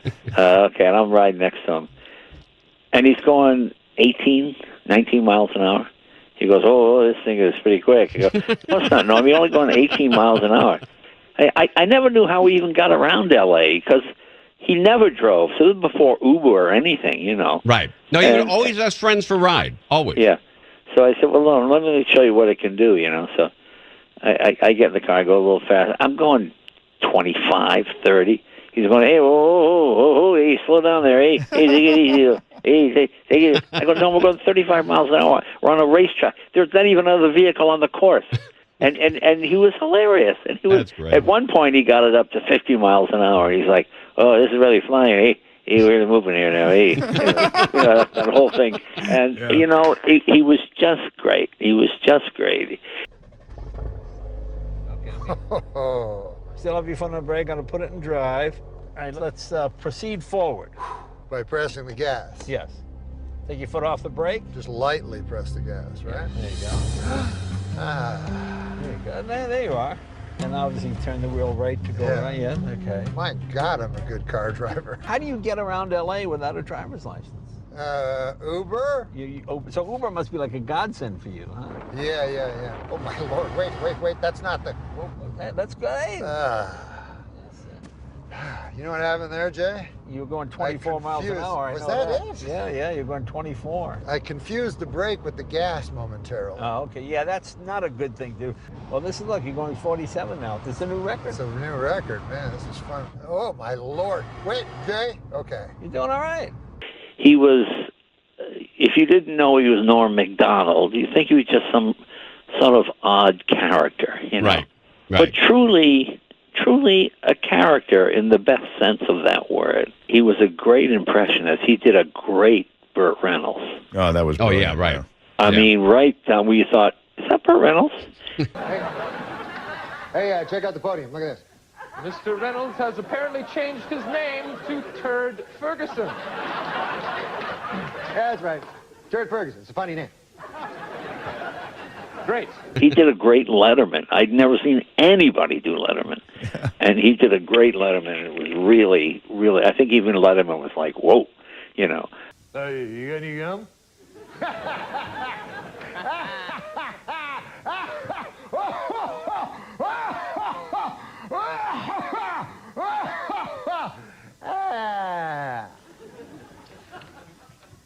Crunch. No, he was a Yeah, I'd forgotten about that. He did Letterman, and they did a whole send up on of Letterman on that. You know, on the SNL. saddest part of it, he's one of those guys you just couldn't wait for him to become a cranky old man because he was a cranky young man, you know. Right. And Norm was one of those guys you just wanted to live forever, just because as a cranky young man, it was funny. As a cranky old man, it would be perfectly in character, you know. And he could really then get away with anything because he was an old guy, you know. Absolutely. Well, I thought of two things. The first thing I thought of was I might owe Drew Michaels an apology because he made a special with no audience, and I hated it. Because I looked at it like a swimming meet with no water, or like that's the whole thing. But this was very endearing. It was amazing. This, there's no question. Yeah. I also forget how poetic he is. Yeah.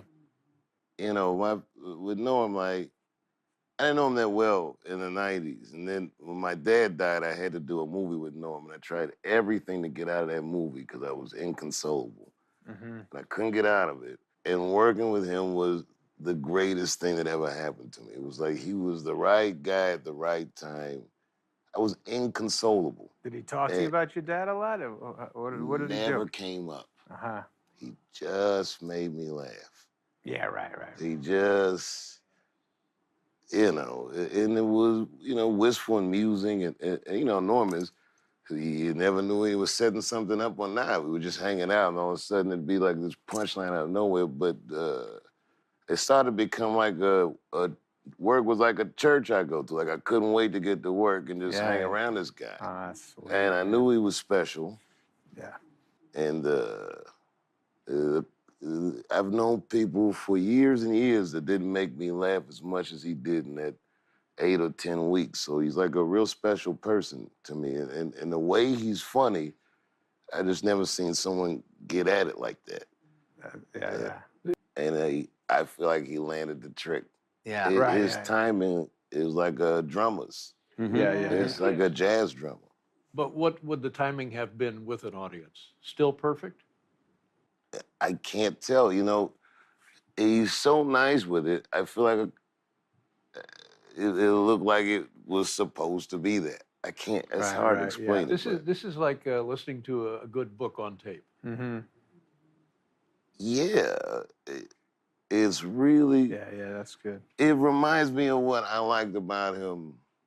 He's a soothing person to be around. Yeah, gentle. There's something about my favorite comedy it's counterintuitive, makes people feel safe, like everything's going to be all right. This guy was, in a weird way, reconciling his mortality hilariously in front of us. And ironically, he's no longer with us.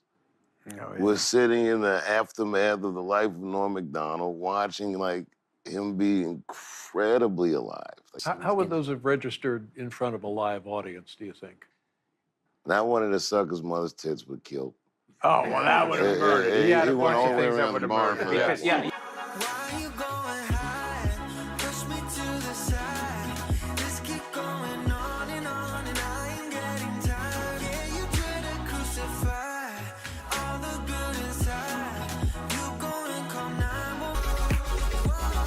When he smiled, I could picture him as a child. Oh yeah. He is he was my senior, but he's got a boyish charm. When he laughs at his own jokes. Him laughing is amazing. There's something just joyful about watching it. Stay safe, folks. I love you.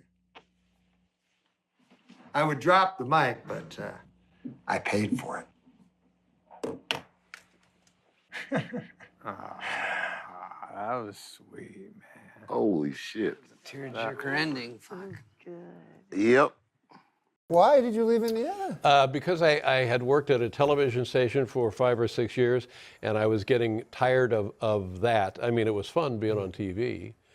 And then I went to a radio station and worked there for a year, and that was right during Watergate. And people would call up and ask me questions about Watergate, and I didn't know. I couldn't answer it. But I met Richard Nixon. No, you didn't. Yes, after he left office. How does it come about that you meet Richard Nixon? We had a guy who worked on our show, Frank Gannon, who had worked with Diane Sawyer as they were speechwriters for the Nixon administration. And Frank had maintained a nice relationship with the former president, and he was on the Today Show talking to Bryant Gumbel. And so he said to me, after we got done taping our show, he said, Bryant Gumbel is taping these interviews with Richard Nixon. Would you like to come up and meet him? And I said, yes, of course I would like to come up and meet him. Now, a friend of mine had been on our show named Jeff Altman. And Jeff Altman loved Richard Nixon, loved everything about him, loved what he looked like, loved what he sounded like. He was fascinated by Richard Nixon. So I said, hey, Jeff, let's go up and we'll meet Richard Nixon. And he said, oh my God, yes. So we go up there. Now it's Frank, myself, Jeff Altman. And we walk in, and there was a little green room waiting area. And Richard Nixon jumps to his feet. And my first impression was he was a taller man than I thought. He seemed to be about 6 feet tall. And I always envisioned him as sort of hunched over and such. But he was tall, and the other perhaps greater surprise was he was very charming. Oh, Frank, he was so happy to see Frank, and he patted Frank on the shoulder and this and that, and we introduced everybody around, and Jeff Altman, and he was talking about Angels baseball and about how much he loved Carney Lansford, and it was going quite well. And then Frank said to the former president, Mr. President, what are they talking to you about? He said, oh, it's the usual deep throat. It's not much of a Nixon. Yeah. They want to know who Deep Throat was. And so he's just kind of fumphering around about Deep Throat, but in a jocular fashion. Mm. And then after that sort of settled down, he looked at Frank right in the eyes and he said, it wasn't you, was it, Frank? And it was just, for my friend Jeff, for me, for everybody, it was delightful. Because he was serious. Yeah. Who knows if he was serious? I don't know. Was it you? Was it Frank? You don't know Frank Gannon. Yeah. I know Jeff. It's so bizarre to think of Frank Gannon as deep. Yeah. Straight to the heart. I went a long time acting like I was a bro. Get apart by you.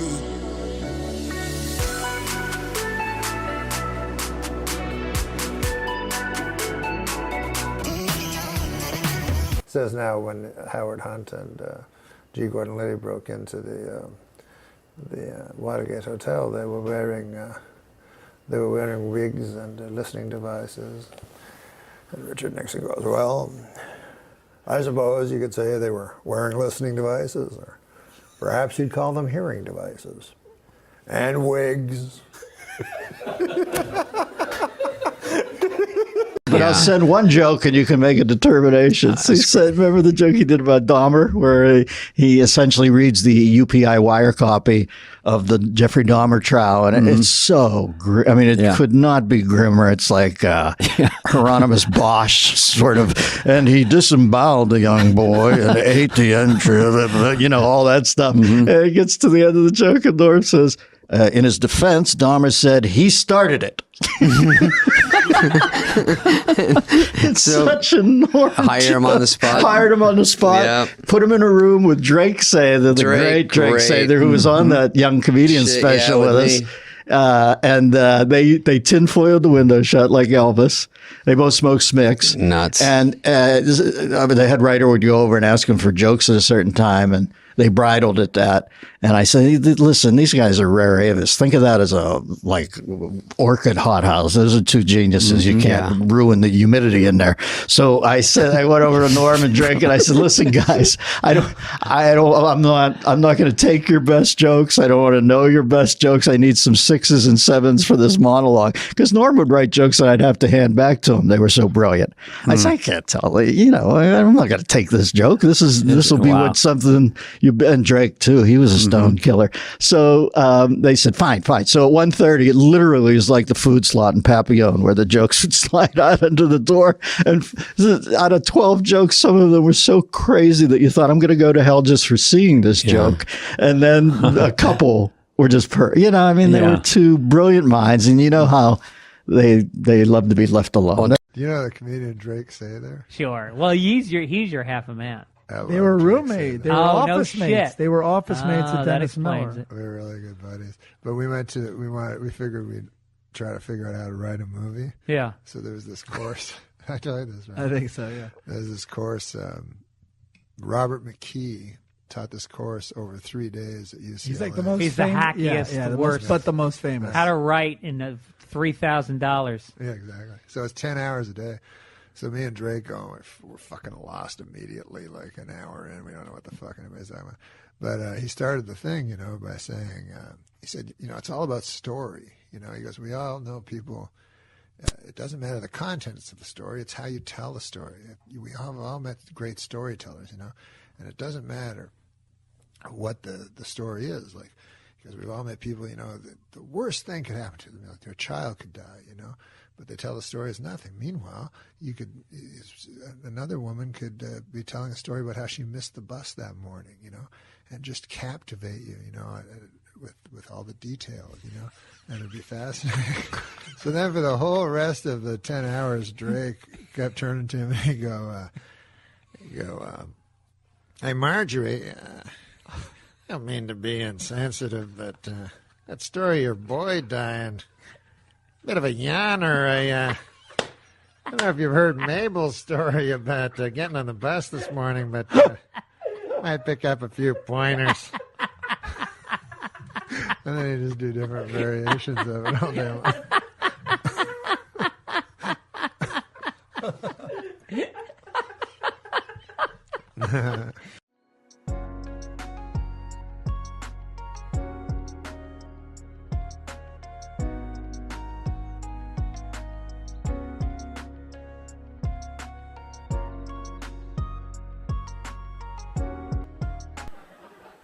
Oh, but I am trying to be healthier, though. You know, I want to quit smoking, but I just know if I do, I'm going to go right back to cocksucking. Isn't that how it is? You know, you drop one bad habit, another one marches right in there, you know? And the oral habits are the hardest to break. I know to smoke. I'll smoke it for you. If No, all right. I'm trying to. I just figured it would be rude not to offer you a light. It's nice, but I'm trying not to. And I feel if I sitting there with a cigarette, I feel if I took one puff. I have an oral fixation, my doctor tells me, which is not good. How did he know that? I was sucking his cock. The smartest cat I ever knew at SNL, and a much revered figure there, is joining us for another segment. This is my former producer, longtime writer and contributor, Jim Downey. Jim, I had Norm on the show yesterday. I always thought Norm, from the first second I saw him, was just a flat-out misanthropic genius. I always gave him a wide berth as far as time schedules and that, because I just said, well, I'm going to grab Amadeus and tell him he has to be here to do busy work. You know what I mean? That isn't going to happen. So I think he's a genius. What was it like to work with him on Update? Well, he is a genius and the most fearless performer. He likes people to laugh at his stuff. He enjoys that, but it's sort of one of like, half a dozen important aspects of what he does. Mm-hmm. So that if he really loves a joke or a bit, he will happily go out there and do it, whatever the response is. And there was if you want to hear a story, I love me a Norm story. One time we were in the office doing Update stuff, and there'd been a news item about there was going to be a newspaper for the homeless, and so we were thinking about doing some of that. So we started improvising. It was more of a scene, it's not something we could do on the segment, but it was like a tough kind of Perry White kind of editor going like, "You, Miller, I want 500 words on going to the bathroom in your pants. You, Immel, give me something. Give me a human interest thing on urine stain matter. You, was that kind of thing. Yeah. And like a lot of like photos, maybe some, a little human side.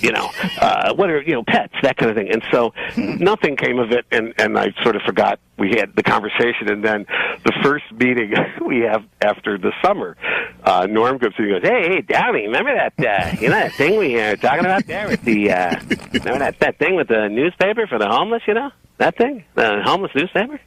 And I go, yeah. He goes, yeah, well, I was out in L.A. and I was asked to do this benefit, for the coalition to feed the homeless, and and I'm going, no. And he goes, yeah, I did that bit, They hated it.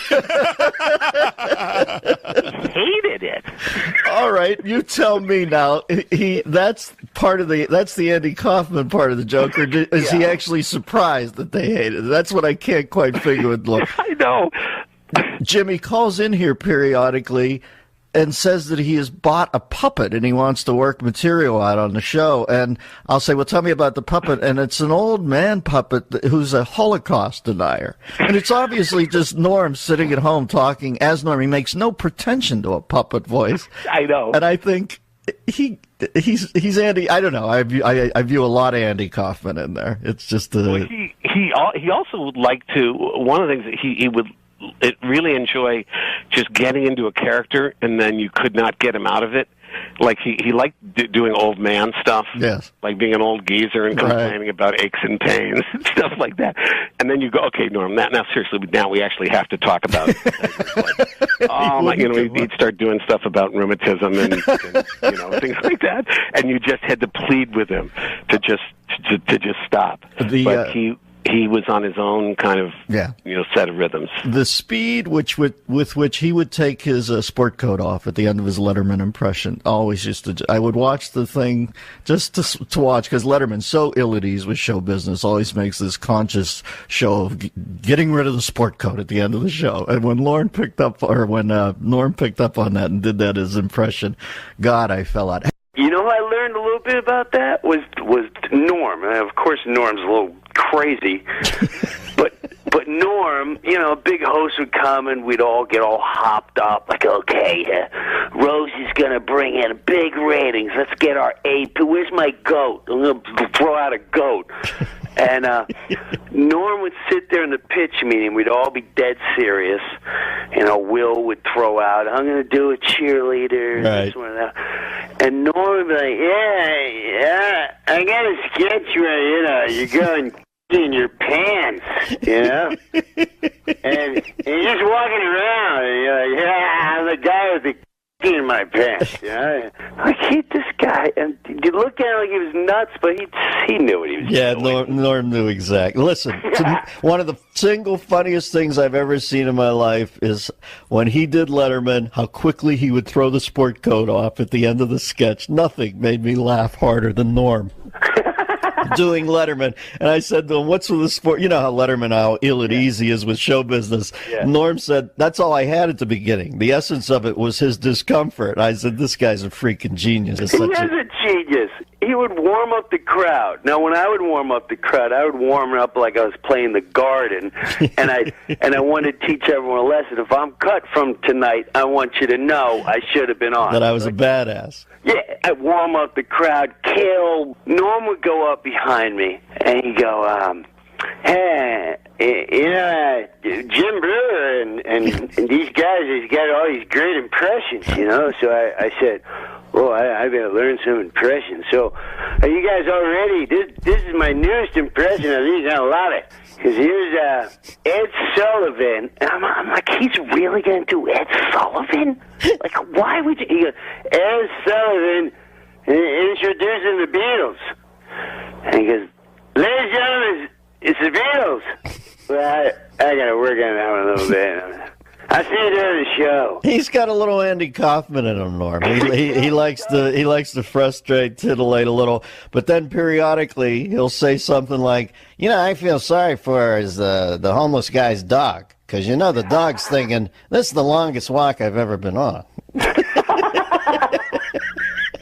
Norm's hosting a sports show now, Jimbo, on Comedy Central. Oh, that's dangerous. You and I both know that can be very. Yeah, but that is a panel I volunteer for, because I want to be in the blast site of that when that goes off, because that is going to be a. Hey, now listen, did I hear some rumble that Brother Sandler sent out Maseratis to the cast of Grown Ups? Did you reap the benefit? First of all, let me just say one thing. Nothing's better than Nancy Pelosi Augustus reference. Pelosi Augustus. I'm still swooning over that one. Yeah, Sandler gave Maseratis to Spade, Schneider, Kevin James, Chris Rock, all of whom need one, by the way. Very bad. Exactly. What'd you get? No bitterness, but me and Norm MacDonald, yeah, we're splitting a zip car.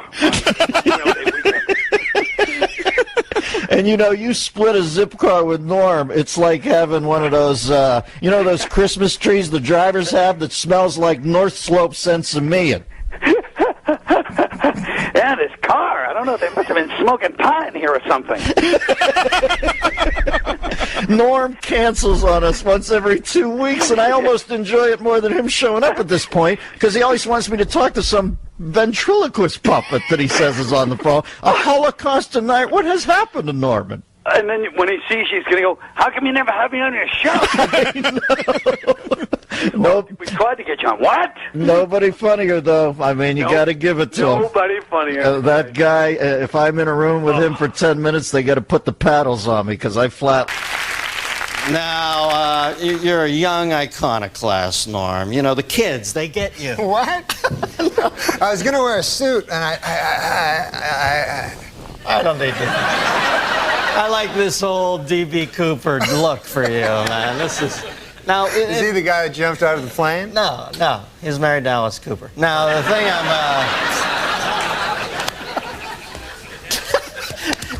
remember you wrote for my first talk show? Yeah, you gave me my first And I used job. to come in the room, and you and Drake Sather had no lights on. It was like some fucking Anton LaVey Satan cult in there, and you guys used to turn out the sickest jokes ever, and everybody was always smoking. Then I see you on Saturday Night Live during the opening credits, and one of the things I like about you is you're completely unfiltered on that show. You'll say anything, and I saw in the picture you had a cigarette in your mouth. I thought, this guy just doesn't give a shit.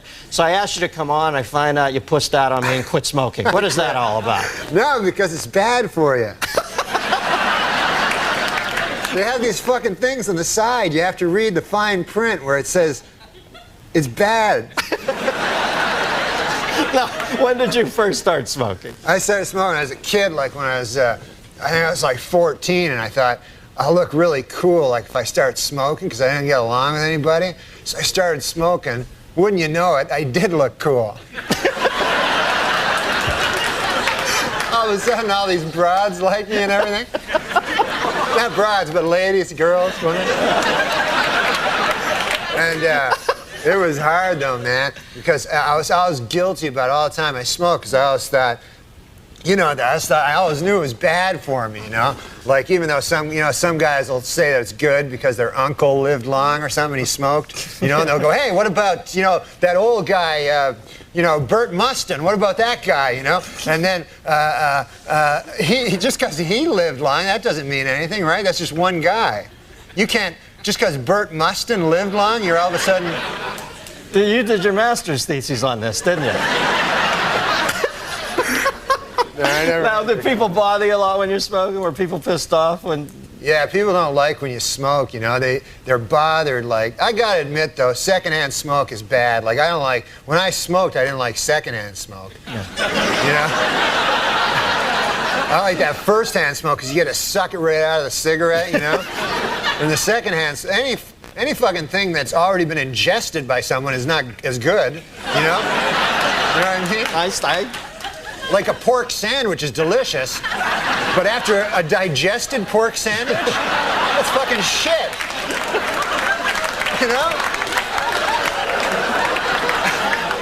You can't fight that logic, Norman.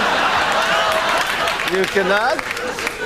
Do you think advertising brings kids to smoking? They have a lot of fight with the Joe Camel thing. Do you think they really? Yeah, definitely they got it. Because the thing is this. The advertisers, they got to go after kids because they're not going to get adults. Like, there's not going to be a 50-year-old guy going, hey, I should start smoking. That goddamn Camel. Look at him. They got to get little children. Joe Camel. Yeah. That's a frightening-looking beast. He looks like a cock. I didn't make this up. And I know you don't mind first-hand cock, but... You don't know that. Don't say that. I know how this stuff happens, man. Because a buddy of mine worked on Saturday Night Live, and he said he was a fag once as a joke. And then he said everybody comes up to him and saying, "Are you a fag? Gay man? I mean." Show about smoking. They thought you meant the British word for cigarette. All right. Exactly. Can I bum a fag? That's what they say in England. Where else? All right. The thing about Joe Camel looking like a cock, Dennis. Oh, yeah. I lost my train of thought. Thanks for bringing me back. Is this is what I've noticed. He doesn't even look like a fucking camel. He looks so much like a cock.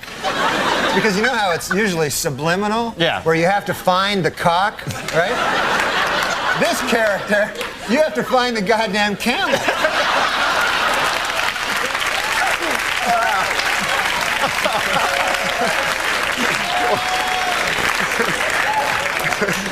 Yeah, believe me, when you only get 2 humps out of a cock, it's not worth smoking. All right, now, line 2, we got a phone call for you. Although I can't believe they'd still be on the line after this departure. Line 2, we've got Beverly from Middletown, Ohio. Beverly?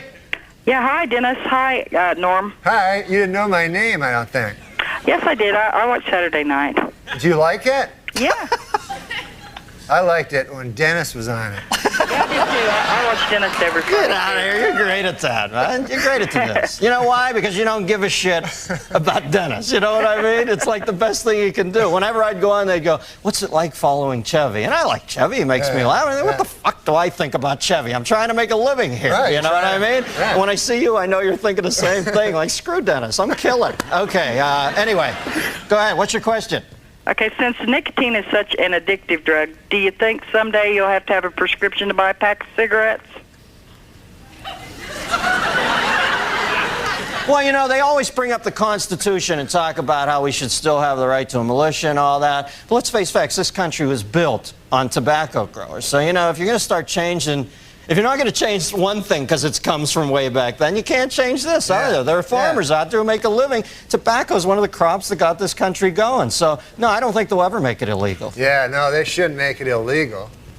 I know. I think Norm's backing me up on that. What motivated you to quit? Well, I guess, you know, I read this thing about how it was like a phallic symbol, and that my doctor went in. He said, you probably have an oral fixation, which you know what that means. Let's not kid ourselves, right? So that's why I always smoke like cigarettes instead of cigars, because if I'm gonna have I like a little white thin cock, you know? Are we back to cocks again? I go away to Ohio, Middletown, the center of the universe, to take a nice clean call, and then I space out. I'm thinking, I can't listen to Norm for a second. I gotta get a time cue here. I come back and you're talking about having a thin white cock in your I don't have a thin white cock in my cock, you mean? No. In my mouth. No, you misunderstand. What I'm saying is this. I'm just saying don't make the mistake of thinking I fucking listen to you. I just want to make it clear about that cock thing. I was just saying, if I ever was gay, if they like suddenly made it mandatory or something, then I would choose the smallest cock, and I would like a guy that came fast. I don't know. I thought the subject was cock. No, cocks is next week. I'm sorry. Does that answer your question? Yes, it does. Norm MacDonald, ladies and gentlemen. Call me to say goodnight. Kiss me once or twice. I'll never let go of you. Fold me into your arms. Stay with me. No, I was just thinking, you know, because they have that Viagra thing out. Yeah. And the other day, you know, Bob Dole came right out and said he was one of the first. Yeah. And, you know, you don't want to hear about Bob Dole's cock, you know? I mean, President Clinton's cock, Bob Dole's cock, what the hell? But mostly, an old man like that, an old man, you don't want him to have a super hard cock. You know what I mean? Why? Why? Because an old man, you want him to be got a pipe going, a newspaper, the dog at his feet there. Well, that, in some corners, is considered pipe. Oh. But now they're going to have to create some goddamn pill that makes women aroused at the sight of a fucking 70-year-old dude with a super hard cock. You know what I'm saying? It's crazy. This is Viagra. It's insane. And you know what it's for? Impotent people. All right, it's for impotent guys. So get this. I read this. The pill can make your cock hard for 4 hours. Right. So now, who has the 4-hour hard cock? The impotent guy. The rest of us are fucked. Me and you got our regular cocks. Meanwhile, fucking Spade is, Refer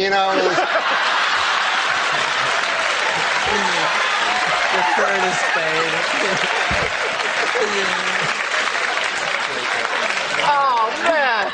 I didn't see it. I didn't see it coming. Dude, I know you didn't. He brought it all around and then a vicious rib kick into his best friend's gut. Once there's too much cock talk, I try to just zone out for a minute till it goes back the other way. If there's too much cock talk, this guy has fevered nightmares all night. Dreams, I mean, like sweaty, fevered dreams from the cock talk that's been all over his head. Why bury me twice? He's killing me. No, he's a good man.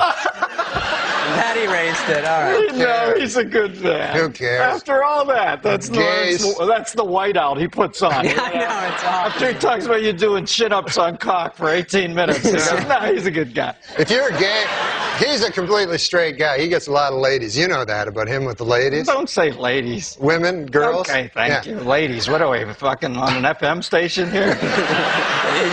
He's Don Cornelius. But these gay guys, man, I was reading, you know about these gay guys. I haven't even said hi yet. All right. Tell me what it is with these gay guys. I know, I'm already. I just read this thing about the George You're reading Michael. a lot, aren't you? Yeah, I got a little time off. Now I read the newspaper. And this really strikes me about the gay community. I don't know if they're a community, but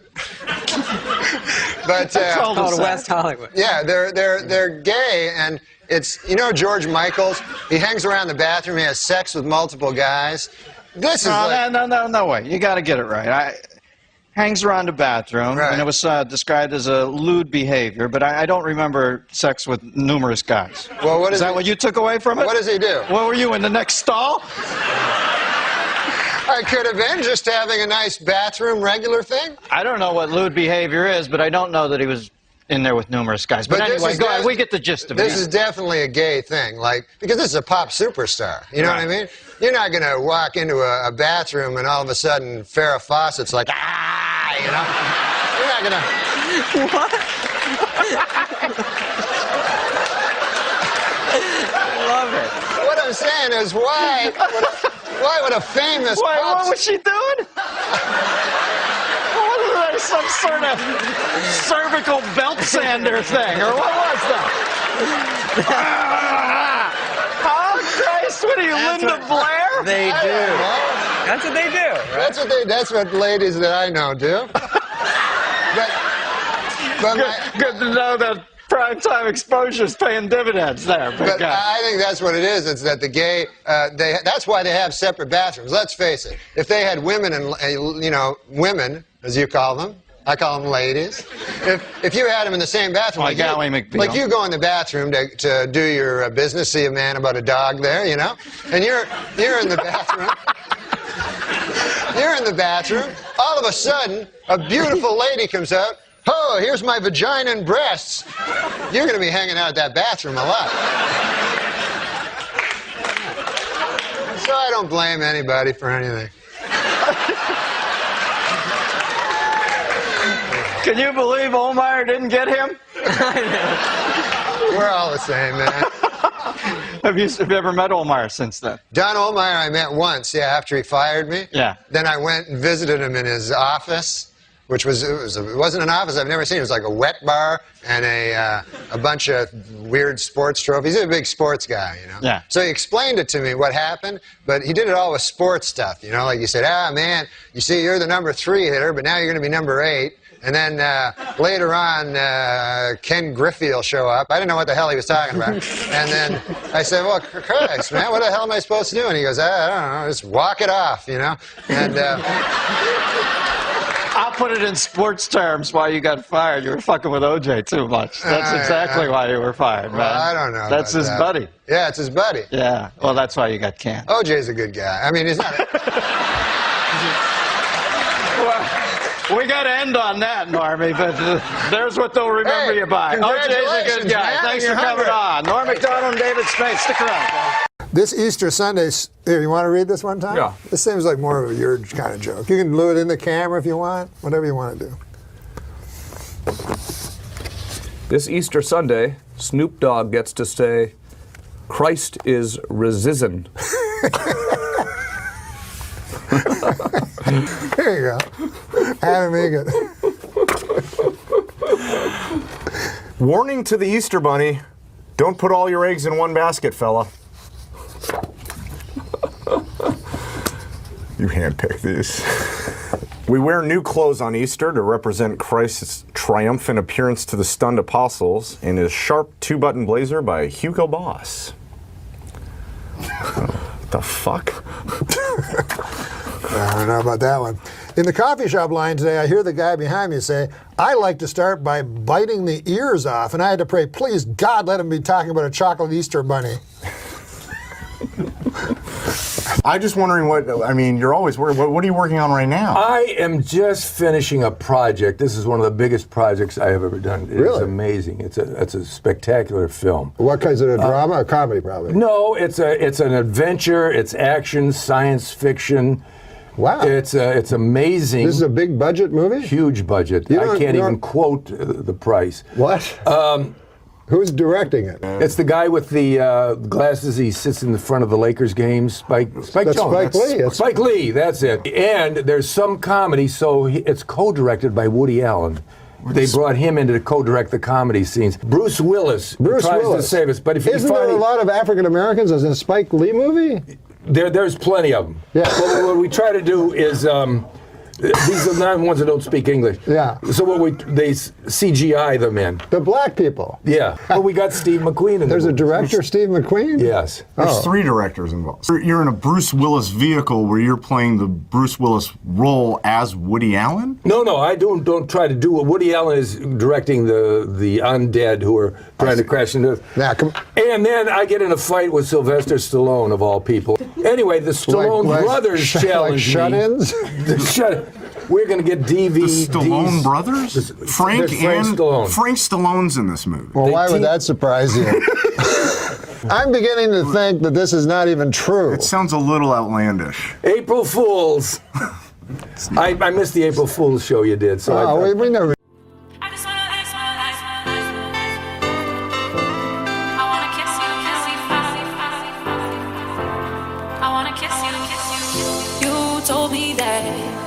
We should go our separate ways, but now you're back. Well, finally, the Guinness Book of World Records announced this week that Gul Mohammed of New Delhi, at 22.8 inches tall, is the shortest man in the world to have Eddie Murphy's head.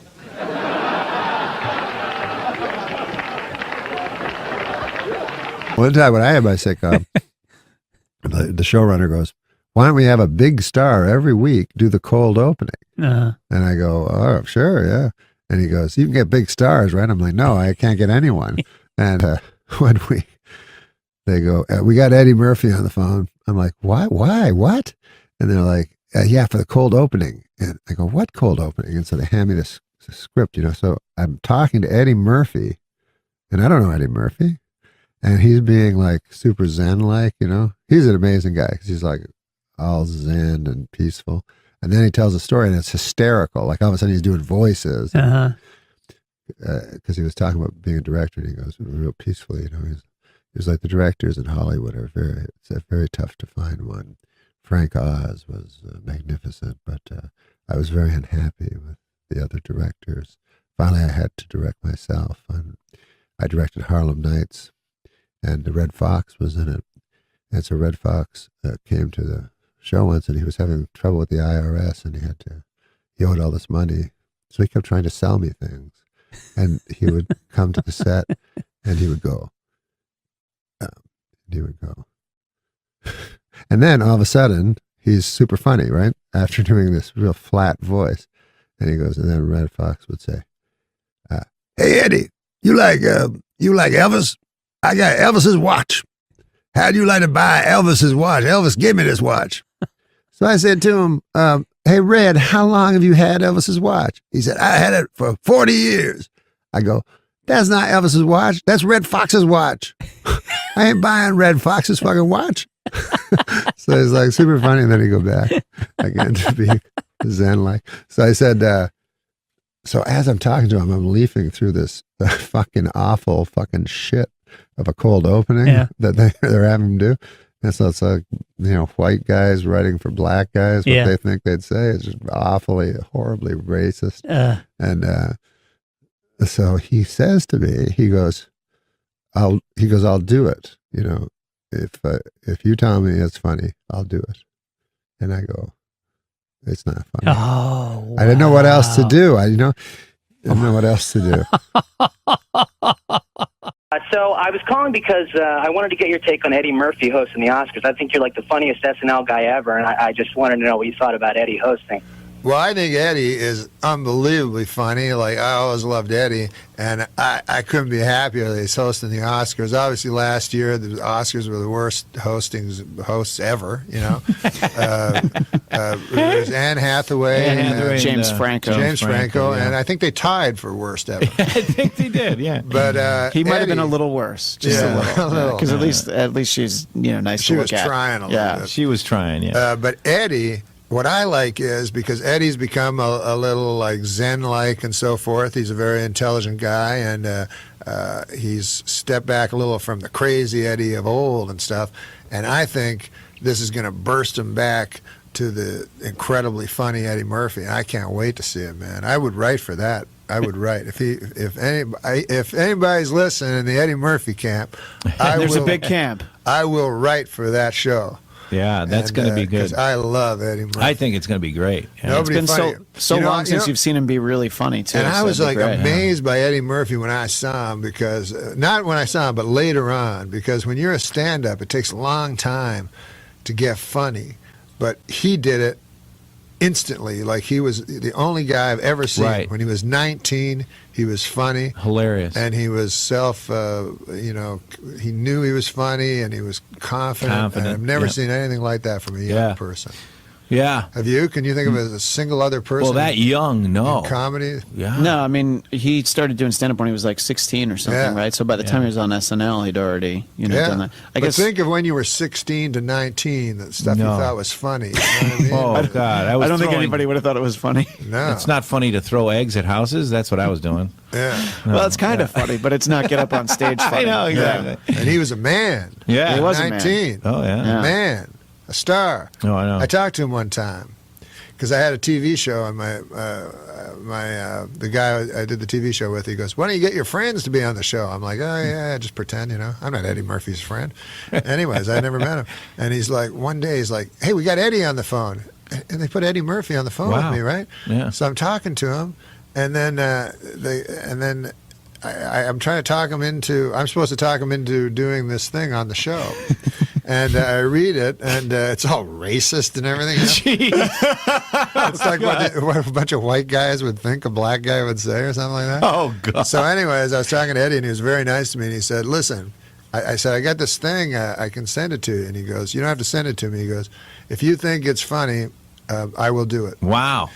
That's a compliment. And then I said, "I don't think you should do it." Really? But that was good. No, yeah. If he had that much confidence in you, and you had sent him something You bad, don't want to let him down. Right? I understand that. Yeah. You don't want to let him down. But he's the greatest. I can't wait for the Oscars. Eddie Murphy was going to do a skit on Bill Cosby on the 40th, and they didn't do it, right? That's right. That's correct, yeah. Was that a good decision? By Eddie? Yeah. Yeah, I think it was a good decision. He was, Eddie is like no other comic I've ever met. In what way? He doesn't find it necessary to be funny but all of a sudden he can be explosively funny when you're talking to him. But he's sort of a Zen guy, very calm, and maybe out of that, when he springs out of that into, this incendiary, incredible force of comedy, it makes it even funnier. On Saturday Night Live, on the 40th reunion show, 40th anniversary show, right? Eddie Murphy was supposed to play Bill Cosby. Is Yes, that right? well, we wanted him to play Bill Cosby, yes. And he didn't want to. What was that about? Well, he he thought that all the facts were not in at that point. The documents had yet to be unsealed, and so being a big fan of due process, he decided it not proper to assume guilt. So I thought it was very admirable because it would have got a huge laugh, him doing Bill Cosby, and I thought it was kind of cool that he went. He doesn't need laughter. He's kind of a Zen-like guy, Do you? When you talk to him, he's very calm, and then all of a sudden he'll burst forth with the funniest thing you've ever heard, and then he returns to his equanimous state. It's very, very interesting to see.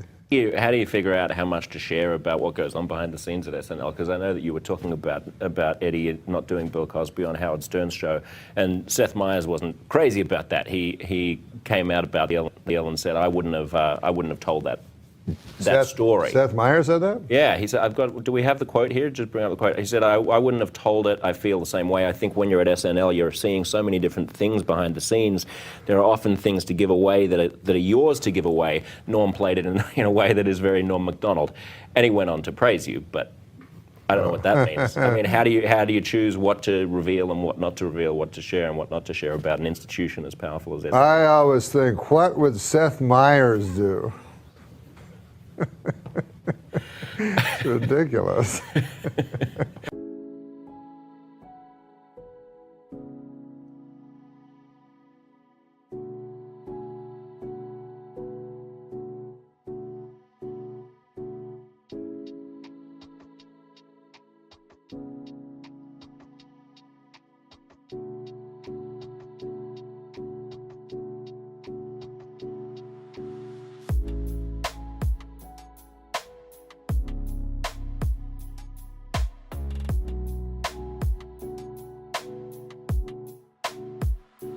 After closing out a successful first season, the WNBA is considering several changes to improve the level of play in the league next year. Among the proposals, extending the playoffs, increasing salaries, bringing back the three-point line, and replacing all the female players with guys. The WNBA officials expanded to 10 teams this week, adding franchises in Detroit and Washington, D.C.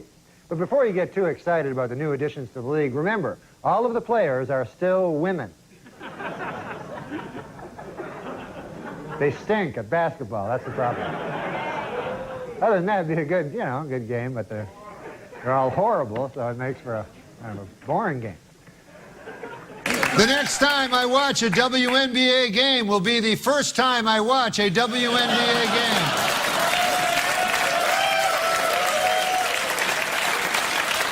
Hey, WNBA, I got an idea that'll sell some tickets. Shirts and skins. Okay, WNBA high scoring, and enter. Oh, Google.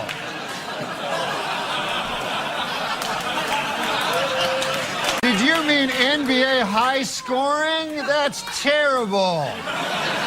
Oh, come on now. All right, let's try a different one. WNBA triple double. And enter. Oh, Google. Look what Google said. Did you mean NBA triple double? Google, that is sexist. I can't believe this. Okay, last try, Google. Let's make it easier. WNBA double double. Enter. Google! Oh, Google. Last week, we searched a few terms like WNBA high scoring. And Google asked, did you mean NBA high scoring? Oh, Google. Hey, but get this. The next day, Google fixed it. They removed all their sexist NBA suggestions. So well done, Google.